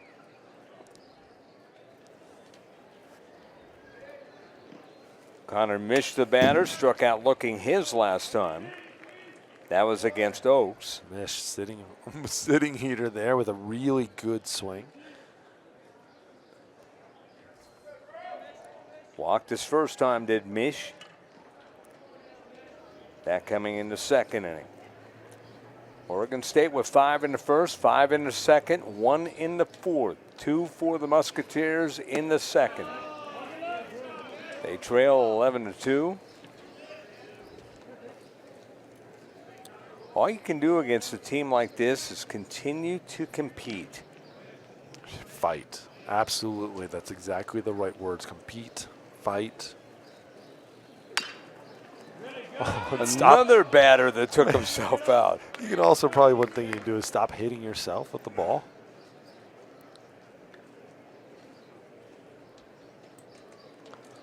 Let's see this. Heater up and in and off the left leg. Still don't understand how hitters can do this. Oh, off the knee. Off the knee. Ow. How do you do that? And then how do you get back in the box? The guy with bad knees, I couldn't tell you. I blew my knee out playing basketball. Ooh. Years ago. Not hitting a 94-mile-an-hour fastball off of it? No. Doing too many jumping drills and not taking any rest, I guess. Nasty. It's 77 miles an hour. It's almost not fair. Strikes out the side, and we go to the bottom of the fifth. It is 11-2. Beavers on top.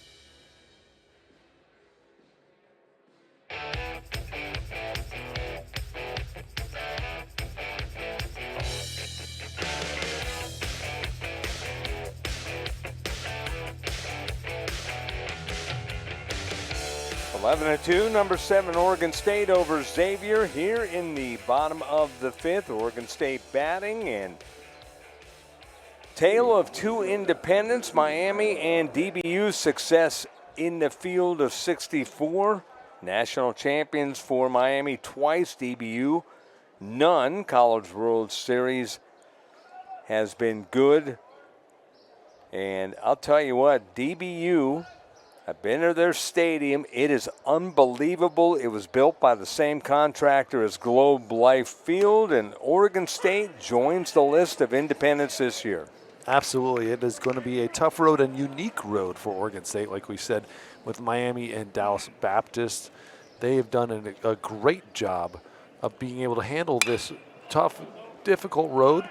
You know what it really just does is it eliminates the different opportunities for them to be able to get in. They can't win a conference and be able to get an automatic bid. But you know what? If I'm Oregon State, I love the challenge. And Mitch Canham's done an amazing job of creating a very tough schedule, becoming road warriors this year, only 20 games at home, and wanting the challenge to go around and play his way in. They'll be playing at Globe Life Field coming up here. Another big event, just like this one. They host this one every year, and the fans show up in droves. Sanderson Ford College Baseball Classic. But they're going to be going up against some of the best of the best. Absolutely. All year long, they'll be going up against the best of the best, but especially in Globe Life in that tournament. The deep short, tough play for Peters, and you were talking about his play. There he goes. There he goes again, and he just nonstop his glove and his ability to time the throws. There's a lot to like. Arquette is probably the premier shortstop in this tournament, but I'll tell you what, Peters is right behind him. And as we look at Logan Schmidt and his numbers, one appearance so far here, 3 innings pitched, and only gave 3 ERA. Only gave up 1 run. He did a wonderful job of pitching. And again, there's a lot to like about the Xavier team. Obviously, they started out a little tough in the 5 in the first, 5 in the second, as Oregon State batted through both times. But since then, have done a very good job. Broke down near the end of the year last year. Stats were down because they lacked depth and got crushed late in games because they didn't have guys. Good command, 90-92, change breaker, a relief tandem guy. He could start as the year goes on. Transfer from St. John's River. Strike 3 on that fastball. And I'll say this, one of the things that Billy O'Connor was talking about where they were lacking depth, they had to stick with Schmidt longer in games than he probably should have been. That's why the stats were down. And overtime, as you see that punch out right there, a good fastball at the knees, middle in. And when you have to do that outing after outing after outing, the year will drag on, and over time, you end up having some issues with health, and you start getting exhausted and tired, and you're not going to be as good as the numbers say, or the numbers won't look as good as you pitch, because you're just a lot tougher. When they can find guys that pitch behind him, and he doesn't have to go out. He goes out, and you give up a couple base runners, they can take him out of the ball game, you get a ground ball, double play. Your outing looks great. That pitcher behind you just does their job. When you don't have, then you come out of the ball game, somebody gives it up. The next time you stay in the ball game, and then you're just struggling, you're laboring a little bit longer than you would have. It adds up over the course of a year. So this is somebody who Billy O'Connor really believes in and can pitch his way into one of these starting jobs. Like, if he keeps pitching as well as he has an opportunity to really make an impact. 2-1 to Tice Peterson. The placement of that fastball was outstanding, and bears mentioning that was against Gavin Turley. Not easy for anybody. For someone to have confidence to put that pitch where he put it, that's pretty good.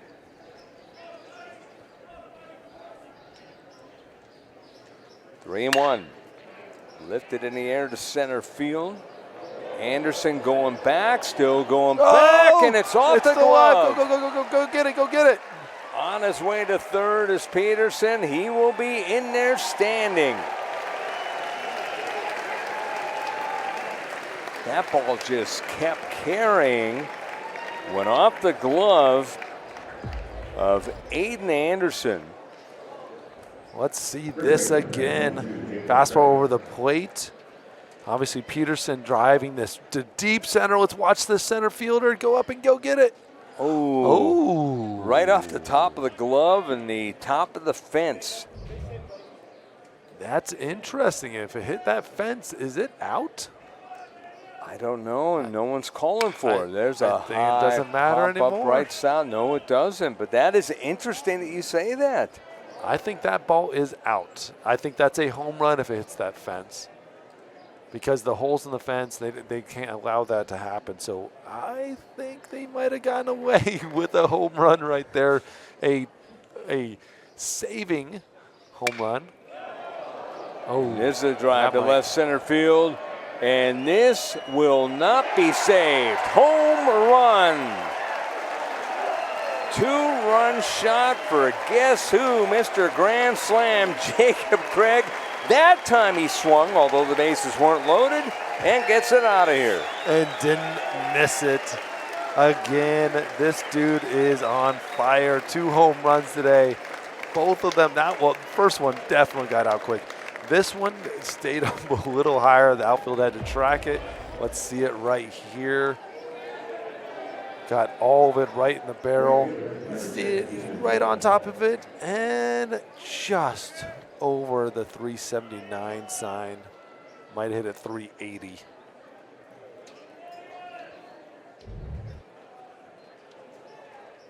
I don't know, if I'm Mitch Canham, I might want to figure out what to do with Jacob Craig if you're going to keep him in the lineup. All he's done today is 7 RBIs. Yes, I would say you're doing just fine. I think every little worry that he had from the other day with the 4 punch-outs in a row, I think you can just kind of put him to wash. And that's the beautiful part of it. We talked about this when it happened. Just sit back and keep swinging, big fella. You're going to be just fine. Yeah, 2 home runs, a grand slam, 7 RBIs. I'd say he's fine. And there's a shot just foul. Just foul. The dude, Easton Tall, is dropping down butts and then hitting them down the line, and in inches from being fouled, that would have been a triple. This guy can do everything. He is a hard hitter, but he might be one of the best bunters on the team. Your 6-hole hitter. Just totally normal. Your 1 hole's hitting home runs. Your 6 holes dropping bunts after home runs. Held up on that pitch. 2 balls, 2 strikes. There's 2 gone. Bottom of the 5th, 13-2 in favor of Oregon State.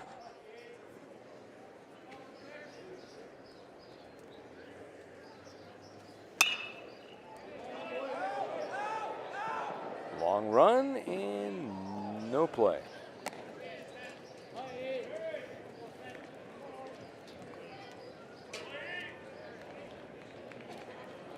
Am I seeing something correctly? There's a tarp down the left field line. They have a tarp in Arizona? Yes, it does rain. It does rain, I know. Every winter for a couple days it rains. You never know what tournament you're going to have here. It is a interesting thing. Some spring training is very rainy. Some you'll never see a drop of rain the whole time. What's funny is when you in dome stadiums, when you have a tarp sitting there, that one's always blown my mind. I've seen that a couple times. That's a base hit in left field. And Easton Tall, he pulled that ball before. That time he just goes with the pitch. And like you said, what can't he do? What I love, the best part about this, it's not the base hit. It's not anything else. He is running so hard down that line. There's something to be learned from this. It's 13-2 ball game. He base hit to left, and he is running as fast as he can, as if it's a 0-0 ball game in the ninth. And it is incredible, the effort that these guys put in on every single play. You see it, you tell it. And if you're a scout sitting here watching, that is something you're writing down. That is a note. That is something that makes a difference in wanting to draft a player or not, knowing how hard you're going to play no matter what the score is, no matter what the situation is.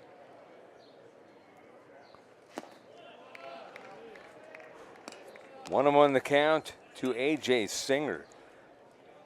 Now, you talk about that. I marvel at a guy like that as you saw the replay, just his eyes watching the ball, and he was going the opposite direction all the way. That, it always impresses me, how someone can just do that.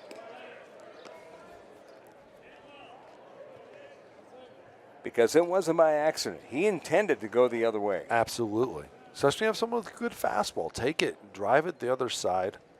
Complete hitter. It's crazy because he pulled the ball down the line, and then he does that.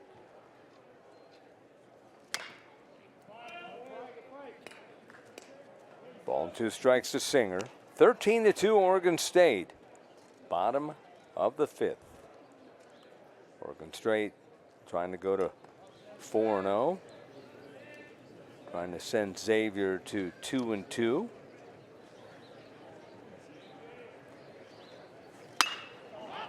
High, towering fly ball to center.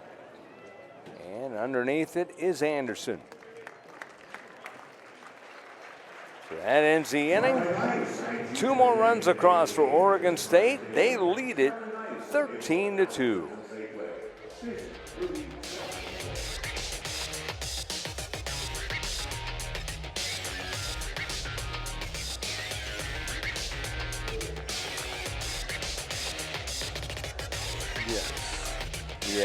Yeah.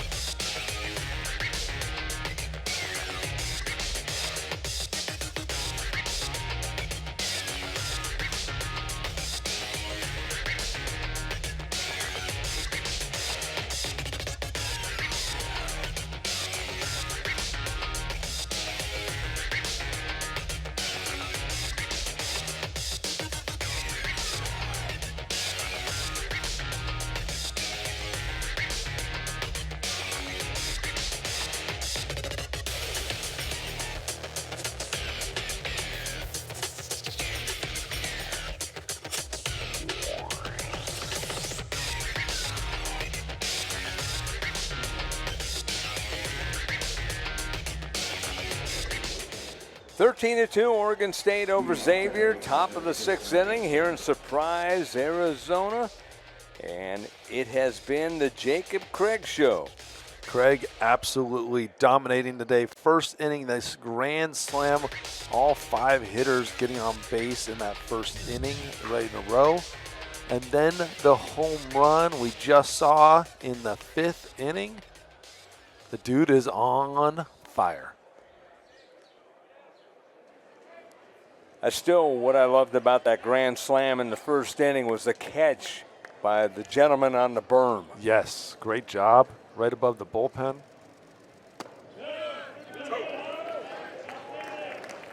Two for 3 with a walk as well. So 2 home runs and a walk. Having a day, playing good first base. Now is the interesting part with the right field, the whole right side of the field with the shadows. Now the sun is getting in their eyes. Mm-hmm. See him over there. Krieg with the glasses. This is when those line drives to right and to center get really interesting. Swing and a miss. That was filthy, by the way. That ball moved down and in to Menzik. Talavs with a strikeout. Let's see that again. Krieg, what a good looking. You know he lifts. There's no doubt. He lifts heavy things.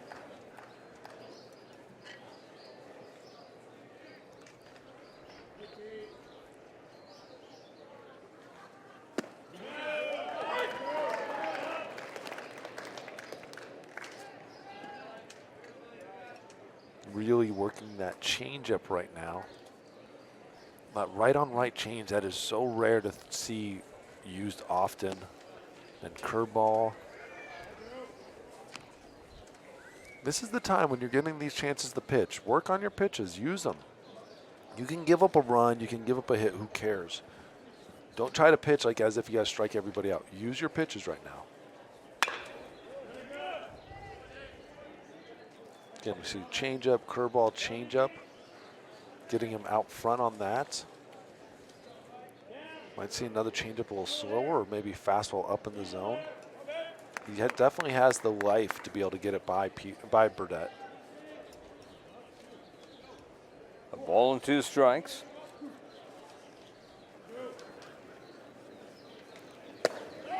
Got him. 93. Don't look now, but we got a couple strikeouts in a row. We got 5 strikeouts in a row. Absolutely freezing Burdett. Again, that's what happens when you throw a changeup for a strike, curveball, changeup, and then you pump that 93-mile-an-hour fastball in there, and it looks like 100. And the funny thing about it is we talked about his strikeout to walks ratio. He promptly walked his first guy, batter. and he said, hey, I'm not doing that anymore. No more of that. 5 straight Ks. Come on. We got this.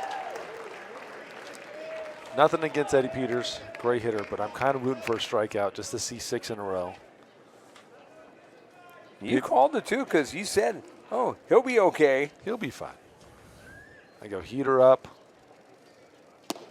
Oh, just missed 94 miles an hour. Now, you know what you do? You drop a 12-6 curveball.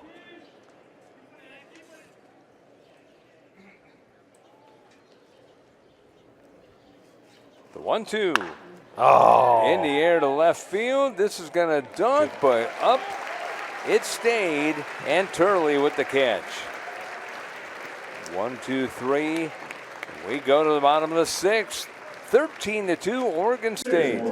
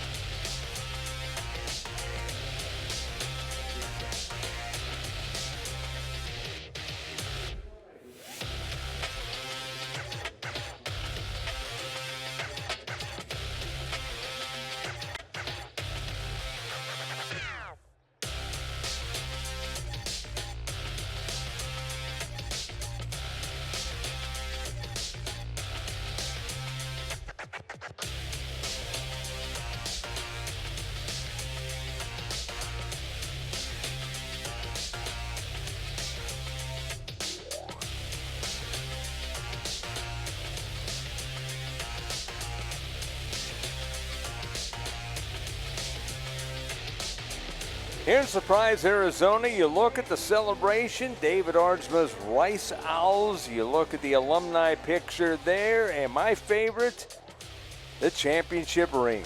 The championship ring, my pride and joy. I love it. 2003 national championship with the Rice Owls.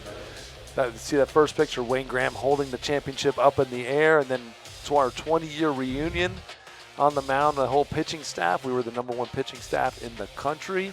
We ended up having 4 first-round draft picks on that staff. Incredible players, incredible experience to be around. And one of the best things ever is when you're watching a team like Oregon State, a team like Xavier, that is what they're hoping to do.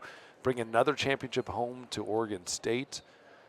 Yeah, get they've had a few. They've had a couple, and Xavier's going for their first couple great years in a row for them, getting better as a school. But man, it was an amazing thing to be a part of. Something we had a one-team goal to win that championship, and there's no doubt we wanted it. Here in the bottom of the 6th inning, ground out to second, Mensick to Burdett. One gone. Bryce Hubbard is retired. Cannon Reeder, the batter. So like Oregon State, we had a lot of really strong history at Rice with winning games and getting to the College World Series. The only difference is we had never won a game in the College World Series, where Oregon State has had a strong history of winning plenty of games in the College World Series. Right. So we had never won a game, and then we win that 0-3. We won our very first one, 4-2. And then from there, we ended up beating Texas 2 times in a row, then faced Stanford in the championship and beat them. Game 3, that was the first year they ever did a 3-game series for the championship. How about this? Game 1 of the championship series, we won in a walk-off, swinging bunt, and the pitcher threw it to first base, and there's a huge collision at first base. Ball goes down right field line. We end up scoring the winning run. Wow. Absolutely incredible. Strike called, strike 3. Down goes Reeder. Good pitch there by Logan Schmidt. 2 gone in the 6th. Logan Schmidt, outside of 2 pitches, really outside of 2 pitches, the pitch to Peterson that went off the wall might have been a home run, but the triple, and Craig, I'm saying it correctly now, he has done a very good job of pitching. Dunker right field. Oh. It'll fall. I was going to mention Caraway. After he had a double in the first and a single in the second, we were actually talking cycle. Remember that? Yes. And then he comes up and he hit into a 1-6-3 double play and grounded out the third, and now he dunks one in the right for a single. The third hit of the day just falls right in there. That is one of those crazy spots where, as a right fielder and second baseman, you have a hard time with it. As a right fielder, the problem is you own that ball. That is yours. You have to call for it, take it, no matter where that second baseman is. And it sucks, though, because you don't want to hit him. You don't want to run into it. But with Caraway, they just had a pinch hitter come on out, number 40. Jabin Trotsky. I do have to mention this because I am contractually obligated to mentioning it. Trotsky, the baseball family that runs Trotsky baseball teams all over the country. My son just beat their team for the 12U championship. Today, during this game, they beat him.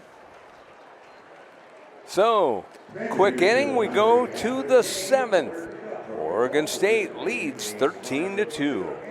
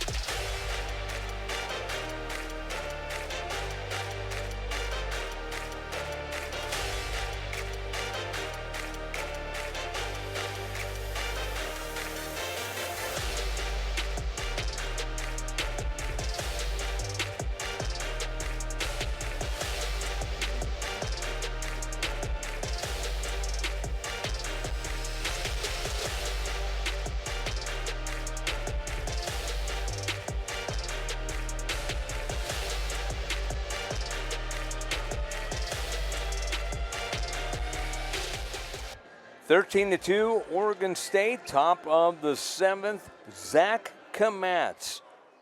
One of the strongest guys in the weight room, the brother of Jacob Kamatz, who had a great couple of seasons here as a starter at Oregon State. Him and his high school teammate Aiden May were running roughshod last year, and Kamatz ended up getting drafted, as did May. Yes, Kamatz, Zach, his brother Jacob, 5th rounder, 157th pick with the Rays. Great organization to go to.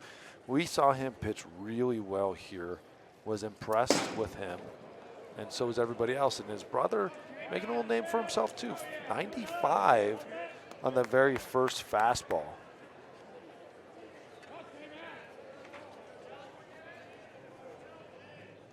And Kamatz last year pitched against Minnesota. Did a great job.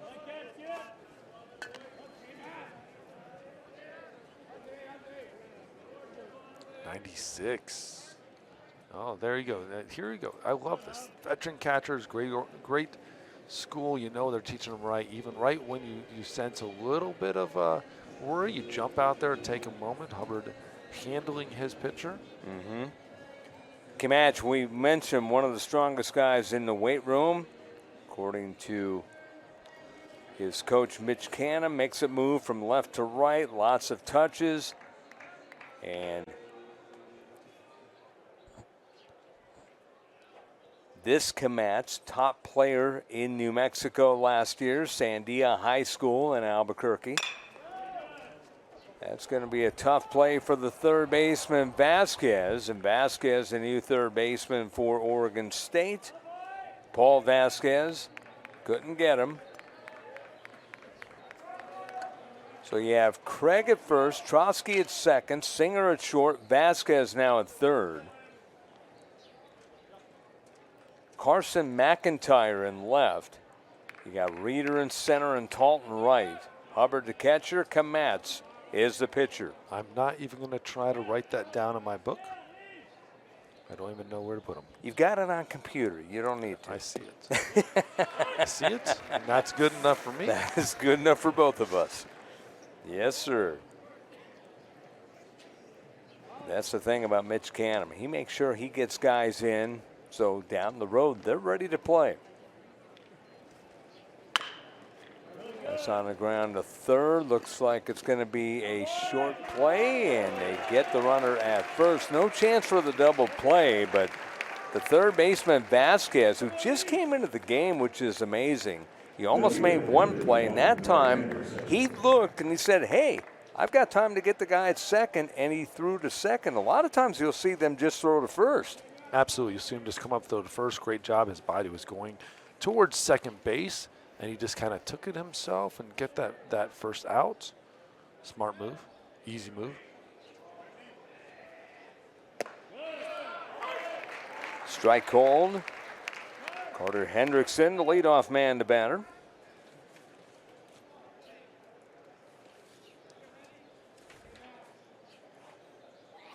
Hope for 2 with a walk here today, a strikeout.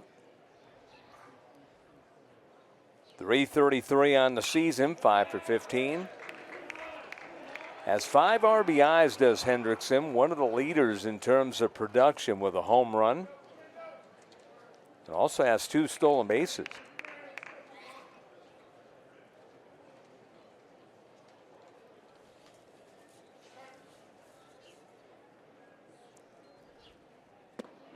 Good looking breaking ball. Beautiful. 79.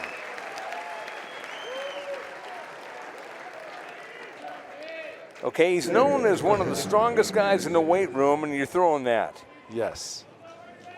That's a big thing that changed in baseball. We talk about velocity all the time, but man, they are getting bigger, faster, and stronger, and that's why the velocity is going up. We know how to train pitchers now. We're not scared of the weight room.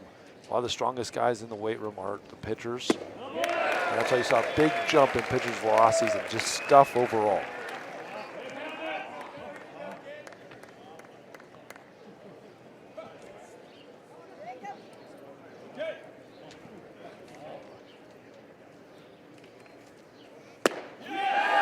Good pitch again, jammed him.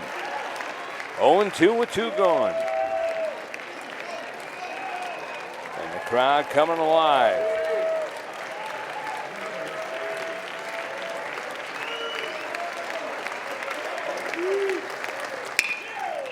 That's up the middle. That's a base hit. That'll keep things going. The runner pulls, and now ball got by the center fielder, and everyone moves up. They're going to round the bag. Here comes the throw to the plate, and actually it was cut off.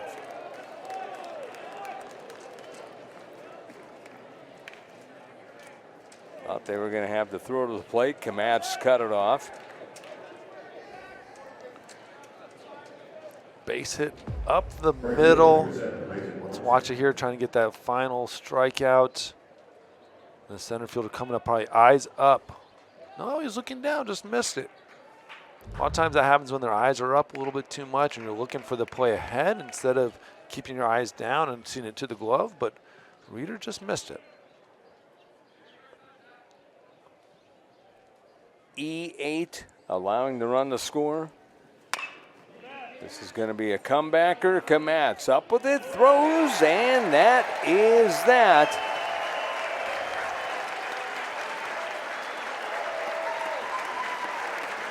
(13-3) Oregon State.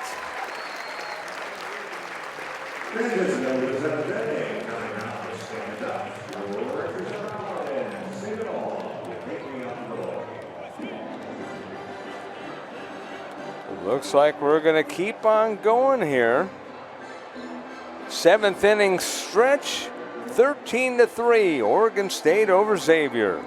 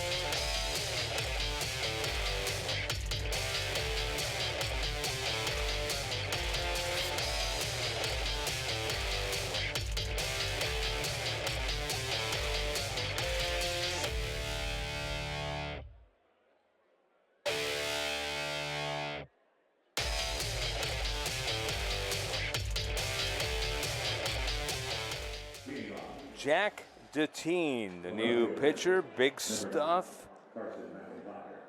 He's a freshman, 6'2", 190, out of Verona, Wisconsin. Verona Area High School, 90-93.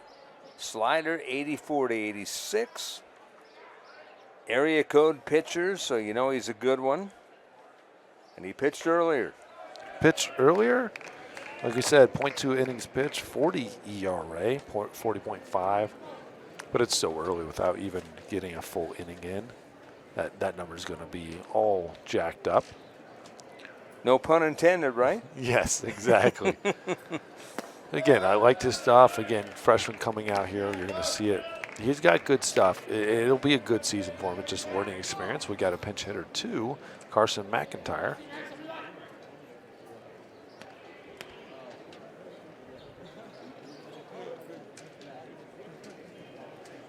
McIntyre at the plate. 3-0 the count to him. Deteen, a high-profile recruit. Top prep pitcher in Wisconsin. Mentioned Area Code Games 2024 Draft Combine. A meeting with the Angels. And he deals ball 4. So a walk. McIntyre with the walk from Mountain Ridge High School right down the street here. Really not far away. I'm sure plenty of people are out here to watch him play.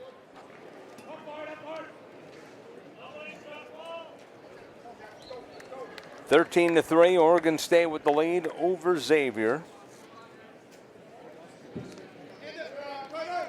Bottom of the 7th.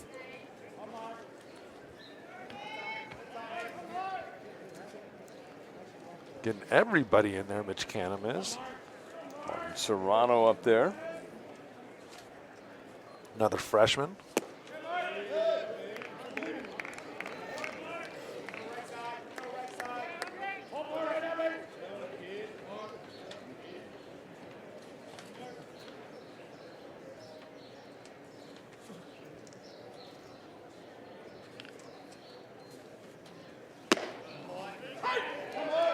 Fastball to strike at 92.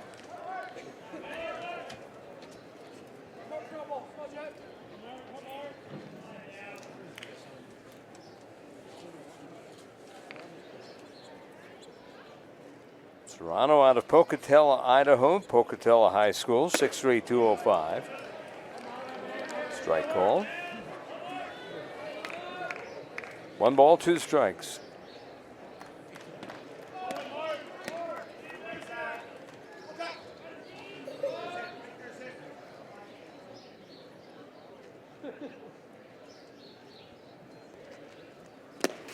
Two and 2. Oregon State got going early. 5 in the first, 5 in the second. They led 10-2 after 2. 1 in the fourth, 2 in the fifth. And Xavier 1 in the top of the 7th. Again, Xavier's done a good job of pitching ever since that 2nd inning. I mean, again, 4 innings going into the 5th inning here with only 3 runs. Anybody would take that against this offense. It's just those first 2 innings happened before that with the 10 runs. But again, they turned it on, and you're learning a lot early on against a very good team. Nick Boyle with a tough outing, and then he left injured. Started for Xavier.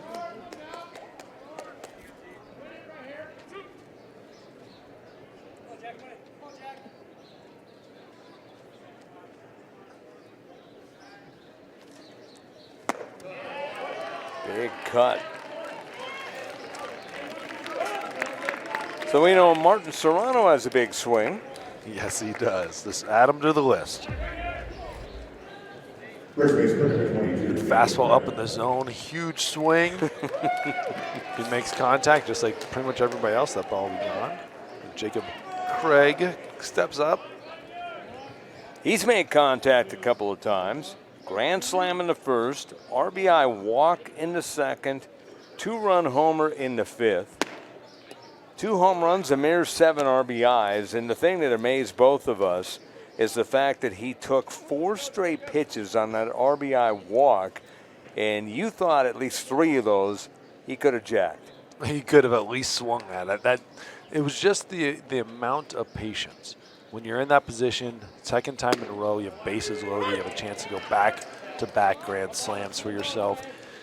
You think somebody's going to just swing at one. And not necessarily just swing wildly, but a couple of those pitches were close. And you would think somebody would take a shot at it, take a big swing.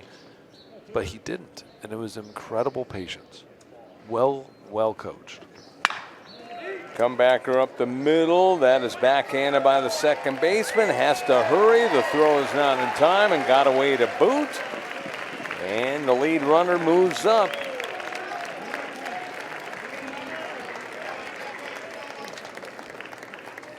So McIntyre, who came in for Turley, he is over at third now, and Craig at first. Ground ball up the middle. tried to backhand it and just kind of hit off his glove a little bit, kept in front of him, tried to make the throw, probably tried to rush that throw to first. And then it got away, allowed the runner to move up to third. Now we're first and third with 1 out. And Talt, who can do anything.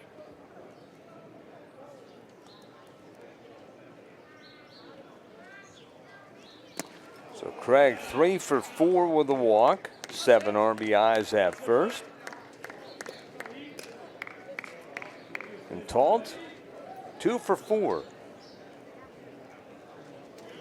A single, and he had a bunt single.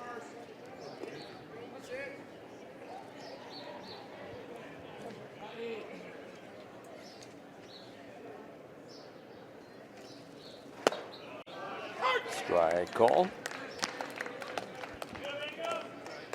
1-1 the count.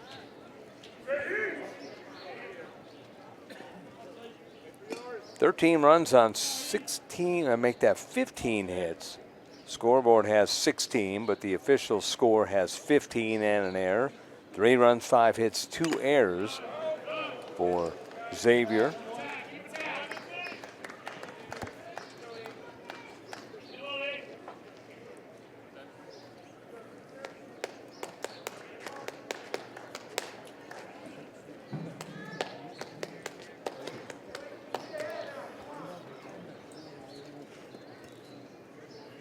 Ball and 2 strikes.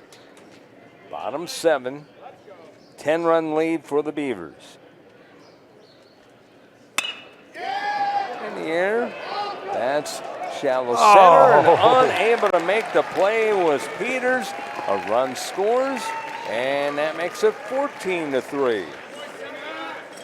So McIntyre scores. Just a dying hit in the center. Left that curveball up, and you see Peters give everything he has and is slow to get up after that. Talt on base in every way absolutely possible. Actually, Billy O'Connors goes out there to go see his freshman shortstop. The dude's a stud, an absolute stud at short. You want to make sure he's out there. He gave everything he has. He's given everything he has every single play in this entire series. Easton Talt getting his first RBI.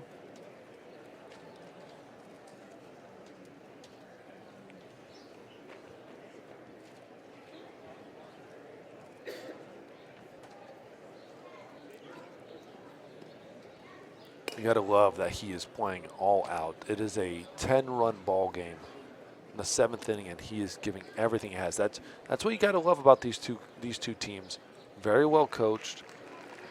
They're not holding anything back. It doesn't matter what the score is. You're not jogging anything out. You're not just assuming it's a base hit. You're trying to make an out, and I love it. As a pitcher, that's the first dude I want to go over and give him knuckles to and just tell him thank you. Even though he didn't get it. Thank you, because I respect the heck out of that. I am going to work harder because I know my players behind me are working that hard.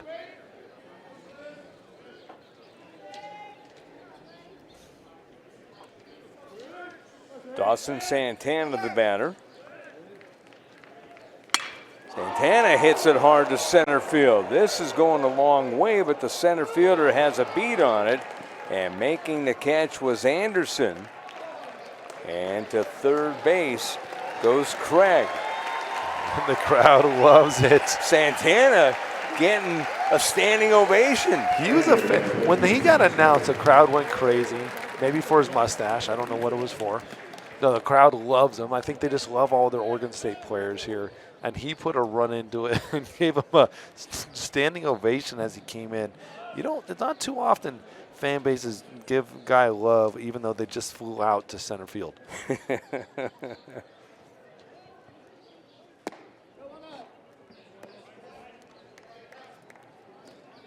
Bryce Hubbard, the batter.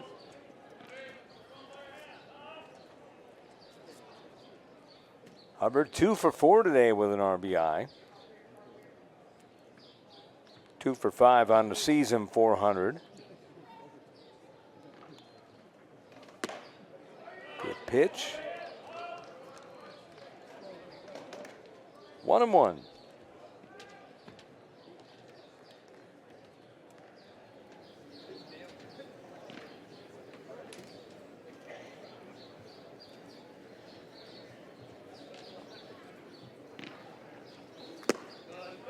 Strike.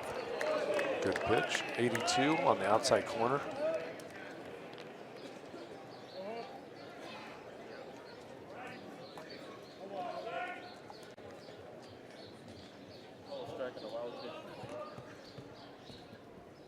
14-3 Oregon State, bottom of the 7th. It hit him. That does not feel good. I can't believe I'm saying this in a game like this. The bases are loaded. Bases are loaded again. Center fielder, number 23, Matt Reeder. Reeder, who made that mistake in center field on misplaying that ball, is going to get an opportunity to make up for it.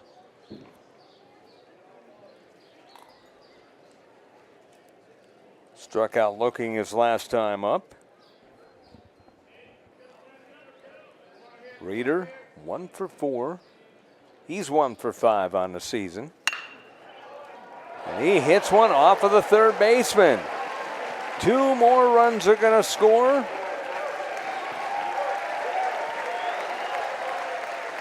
(16-3). So the Beavers, we talk about their ability to score in double figures, and doing it again. Take a high curveball into left. Absolute line shot. The third baseman, Canterbury, can't come up with it. Can't imagine many people would ever come up with that, how hard that was hit, but hit off his glove, slowed it down enough to allow that runner on second base to score.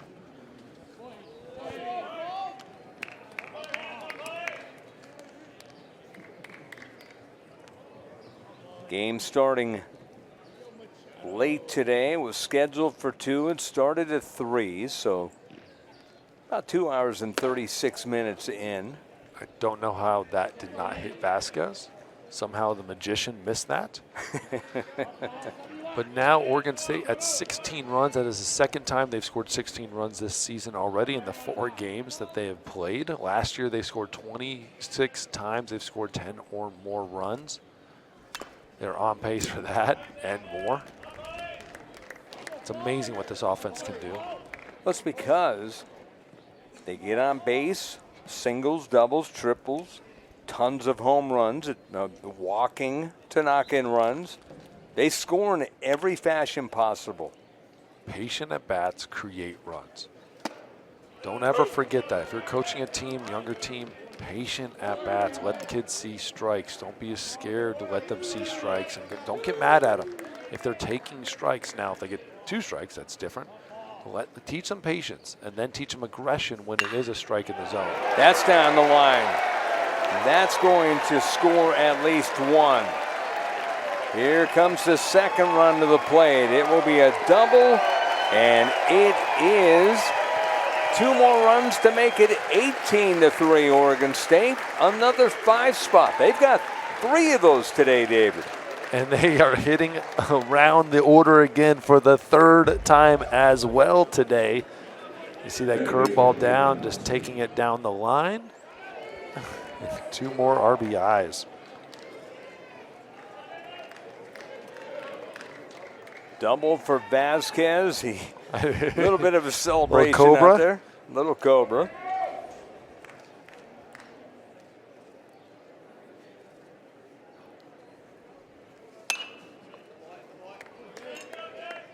Foul off to the right side.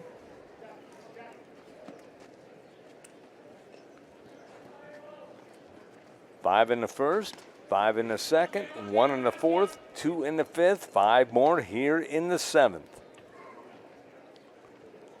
Xavier with 2 in the second and 1 in the 7th.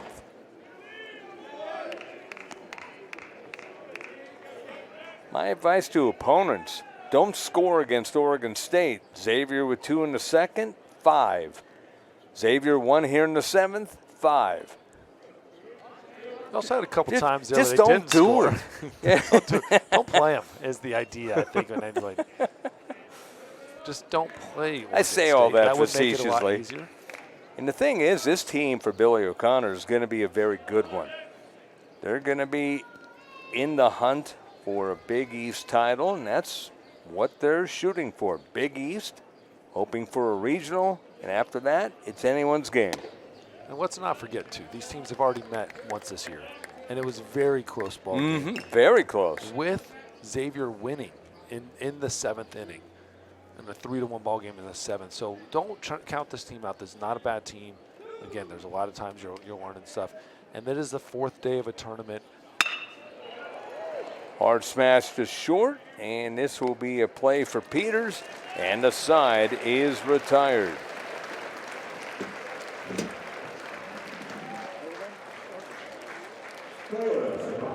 So we go to the 8th.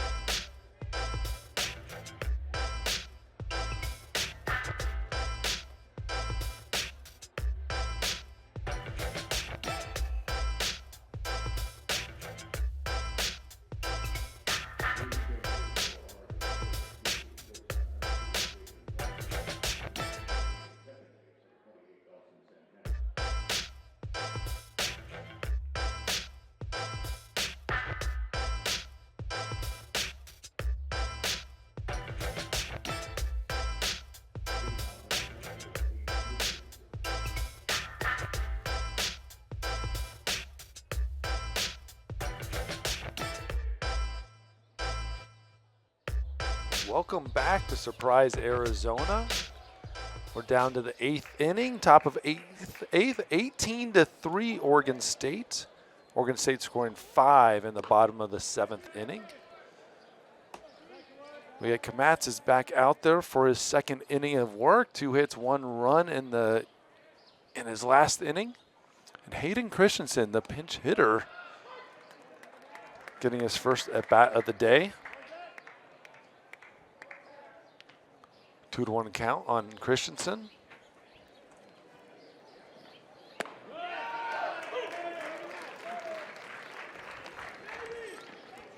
Two and two to Christensen, and man, Oregon State, just what can you say about them?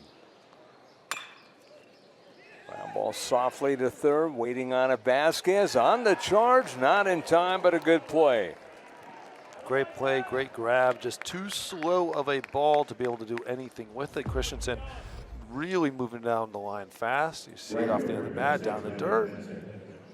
Good smooth grab, good throw, just too slow of a ball. There's really nothing you can do on defense, and as a pitcher, that is the most frustrating thing in the world because it should be an out. There's nothing you can do about it. Since he's come in, I'm impressed with the defensive skills of Vasquez, and right on cue, he goes to second one, and the relay not in time, but he's got a lot of range and looking pretty smooth. Absolutely, we're seeing multiple balls to him. Seeing another one, we saw him moving in on the ball. We saw him moving now to his left on a ball. And yeah, this is the one coming in, and good play there. We saw him move to his left and get the out at second base. That is the second time we've seen him move to his left and get the out at second base. Yeah, I wanted to see that one that he had at first, but the one at second was impressive because, like he said, he had to lunge to his left and made it look commonplace. Absolutely. Like it's routine for him.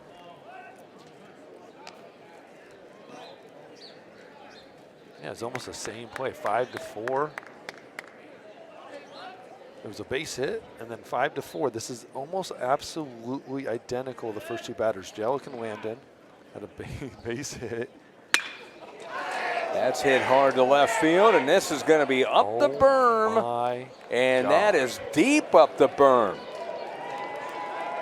That's where I thought Craig was going to hit it. He got it over the berm. And folks, that was definitely the furthest ball we saw hit here so far. Yeah, borderline almost hitting the scoreboard, the Del Webb Medical Center sign up there. Almost had to fix some panels. Let's see this ball.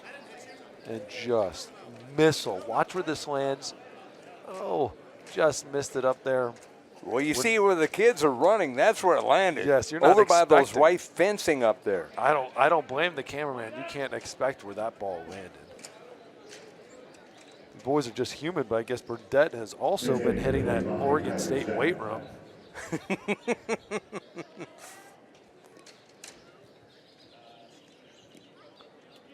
What a stud, man. That he killed that ball. Clay Burdett with the home run. His first of the year. I got a feeling it will not be his last. Might be his farthest, though. Might be his farthest. I don't know if he's going to match that too many times. Wilson Weber had an incredible ball hit to dead center. Again, in the same game on Friday against Xavier. That was a line drive at the very top of the berm in dead center. But that ball, boy, was that hit hard. Is on the ground to third. There's Vasquez again, and he got him again. Two gone. They're not hitting home runs, they're hitting at the Vasquez. Let's get another look at this as Vasquez on a nice play. And I want a shot at those white fences out in left field behind the berm. As, you know, that was impressive by Burdett. We got a meeting at the Hill. We're going to have a pitching change coming in, it looks like. Get another look at him. Vasquez, look at him. He just has that natural lunging motion. Great read, smooth body, getting the ball out in front, especially for a big guy. He's able to read that ball really easy and make a smooth play. So Kamat's out of the game. And a new pitcher coming in, 18-5. Oregon State over Xavier from Surprise, Arizona.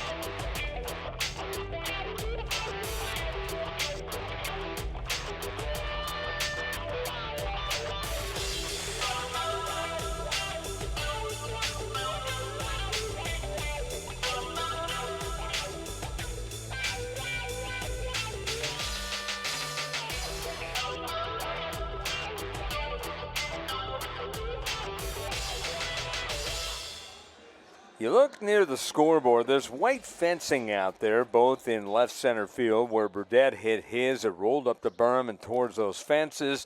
And on the left side, it just went to the berm. I thought it was going to go all the way to the fence for Craig, but Burdett hit a bomb out to around where those people are standing. Further than where those people are standing. Yeah, he's telling it right there. You see his hand, and he's pointing where that ball went, God, and where it bounced. That was absolutely perfect timing. Thank you, sir. I think you. Thank you. We will pay you later. It's almost like they knew that we were talking about it. Yes. I think that was coincidental, but it's almost like they knew we were talking about it. 18-5, Xavier at the plate. 2 outs here, and new pitcher. Adam Height out of Snoqualmie, Washington. Not many people would be able to hit that, being a Seattle guy, a Mariners guy. Snoqualmie. Once upon a time, I worked for the old Seattle Reign of the defunct American Basketball League, Women's League. Competitor at the time with the WNBA. They played actually during the regular season, and I've been to that town a few times. Beautiful country up there. Absolutely beautiful. 0-2 and perfectly played. Trotsky got him. A little bit of a shift there for Trotsky. And we go to the bottom of the 8th, 18-5. Oregon State with the lead on Flow College.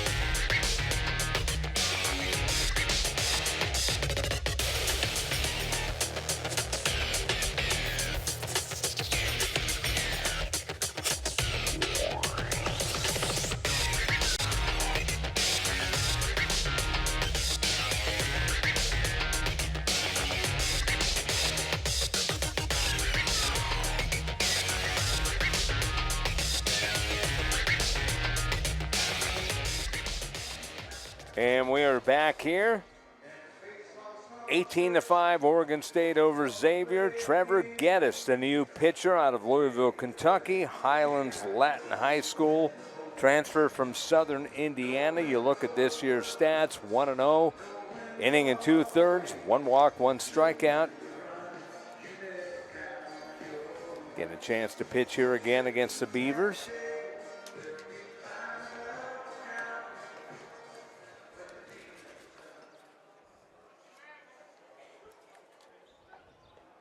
(86-88), good left-handed breaking ball.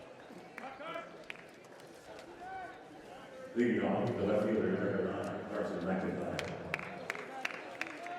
His coach saying he's as good as he's had. And he's had good players and good pitchers. Well, he had a good start to the year. We're getting a second opportunity here.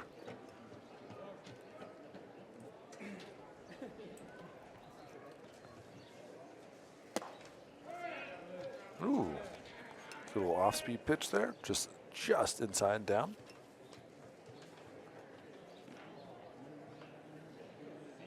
Six, 7, 210, and he looks it. Nice play at third. Canterbury.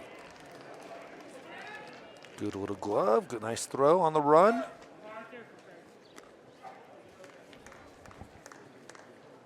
Donovan Canterbury on the plate at third. Let's check this out again.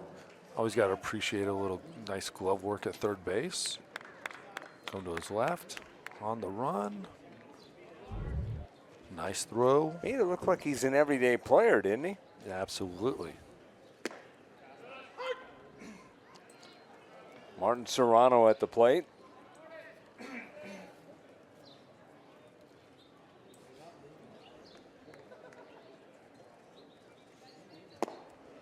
Nice breaking pitch. 80 on the gun. 0-2 the count.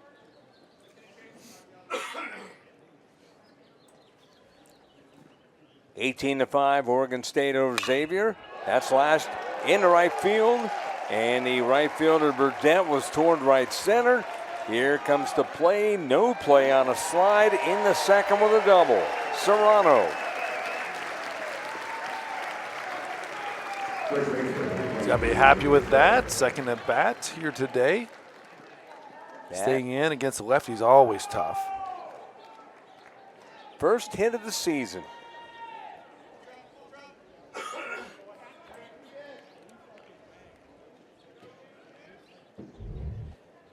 First hit of the season, a double.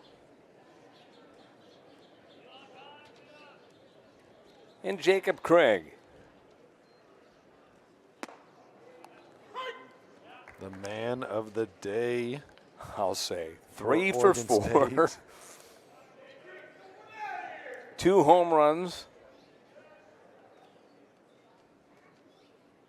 Walked for a run.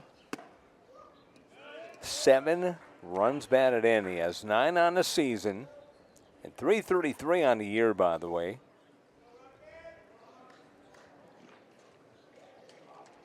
Six for 15.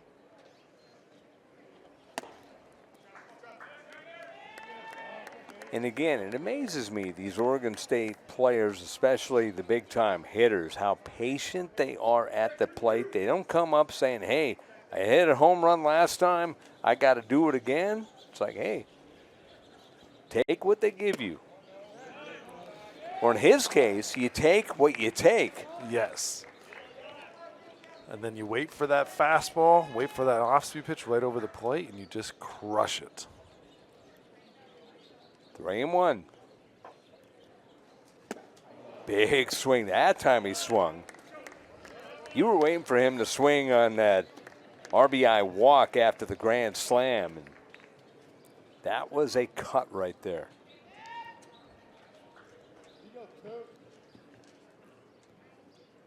Full count. Right at the shortstop. Ooh.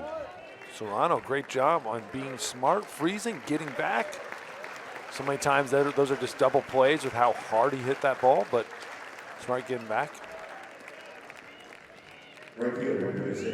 Joe Carpiers is the new shortstop. He made the catch. Tyler Stack, new first baseman. Mensick at second. Carpiers at short. Canterbury at third, who already had a nice play.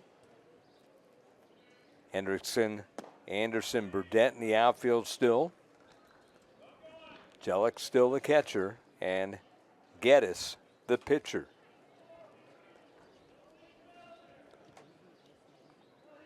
Easton Talt.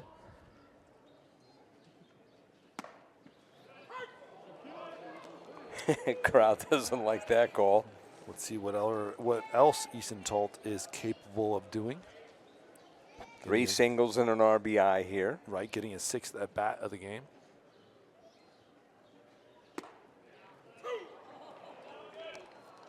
Crowd not liking it. It's a pretty good little pitch. I don't think they would like anything because they're very strong Oregon State fans, but that was a good pitch.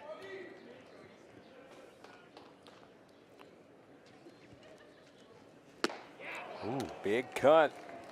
And down he goes. So we go to the 9th. It's 18-5 Oregon State over Xavier on Flo College.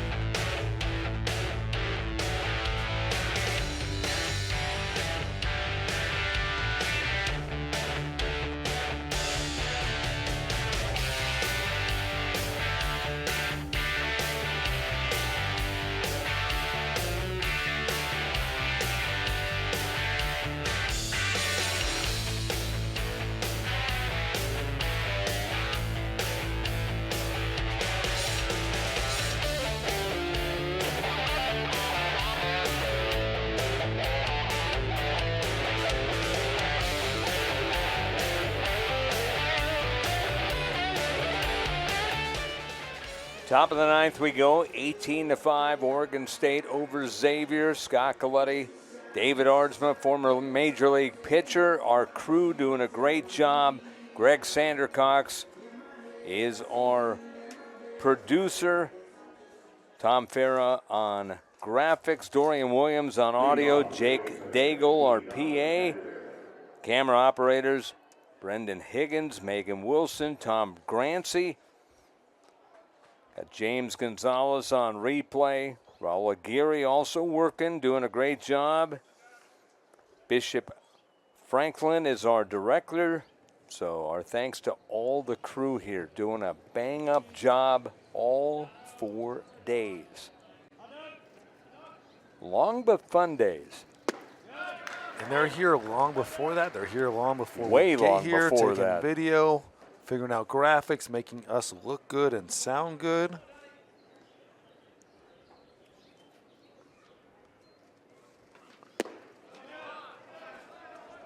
Donovan Canterbury, the batter. Canterbury, 500. 1 for 2 on the young season.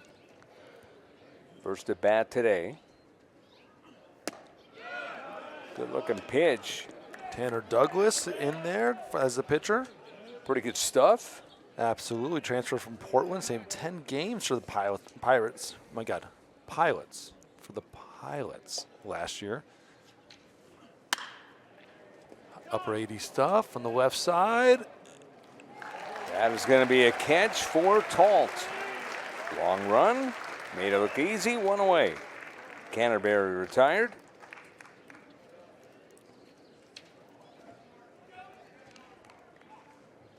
Look at Talt out in the outfield.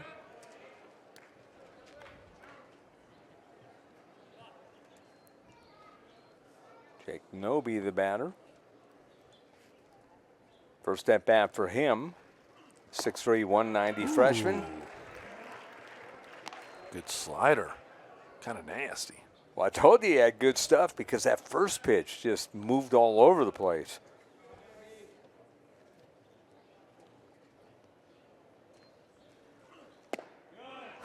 Did it again. Yes. A little loop-de-loop. It's 0-2 to Noby.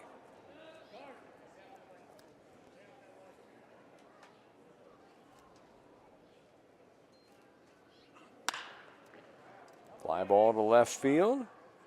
On the run, the left fielder McIntyre makes the catch.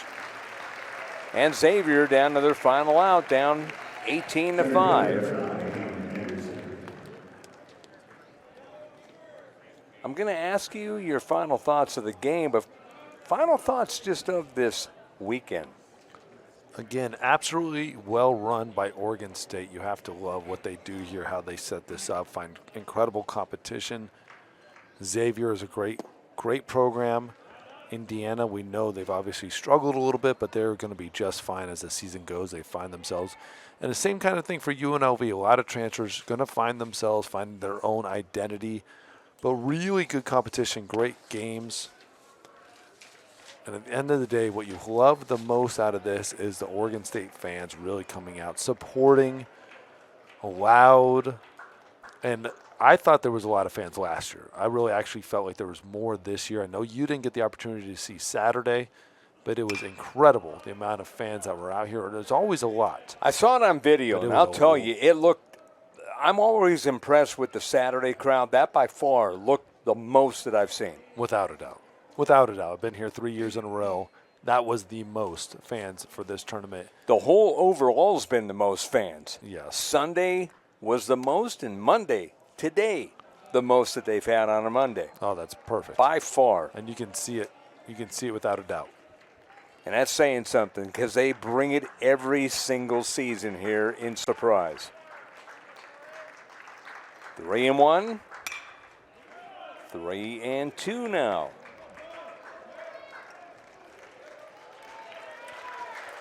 Tanner Douglas looking good, getting a chance to finish this game. 3-2 count. Good, nice little fastball, hides it, jumps on hitters, and a really good slider behind it. Crowd making noise, wanting that final out.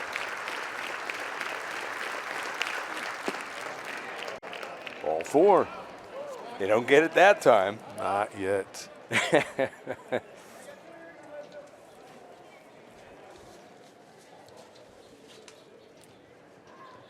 I've seen some great fan bases. Vanderbilt comes to mind, having been there before, and Texas Tech.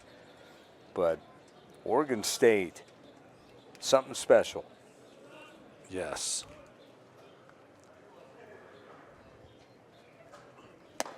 And it was fun to look on X yesterday, looking at all the videos of people loving how many fans were here, and they're comparing it to the Oregon fans and how there was less, and they were riling it up, that how much better the fan base is. Are you saying there's a rivalry there? A slight rivalry. I'm in a fantasy football league with all Oregon Ducks, and they are not fans of Oregon State, but it is a great rivalry. I love every little bit of it. Carpier's at the plate. Final hope again. 2-1 to count to him.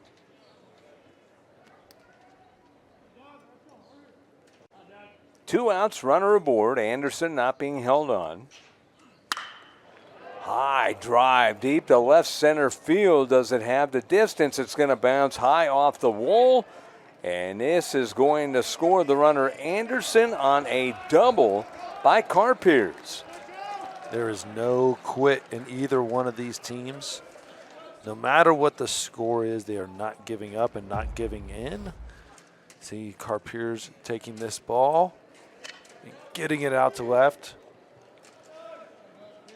This is what Billy O'Connor has to be happy about. He's very, very confident, especially come Big East Conference time. His team is going to be just fine. And, oh, by the way, they're going to be 2-2 with their losses to Oregon State. Yes, and again, one very close loss that they were winning in the 7th inning, and one slightly not as close.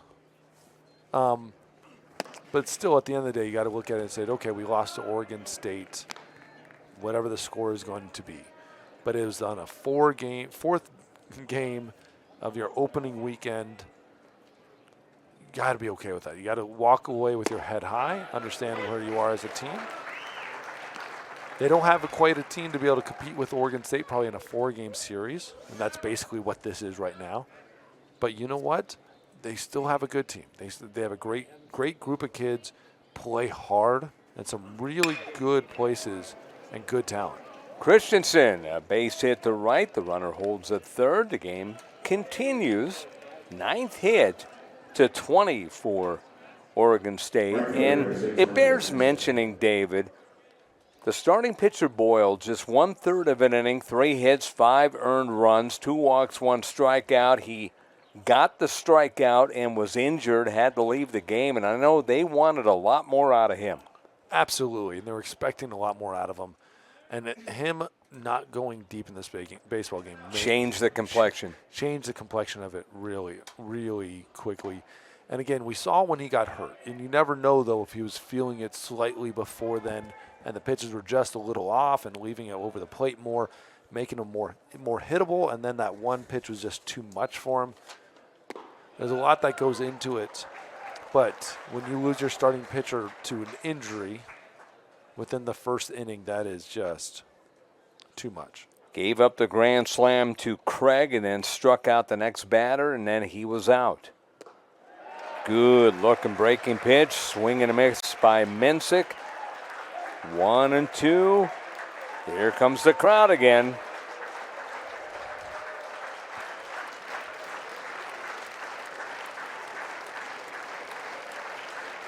The 1-2.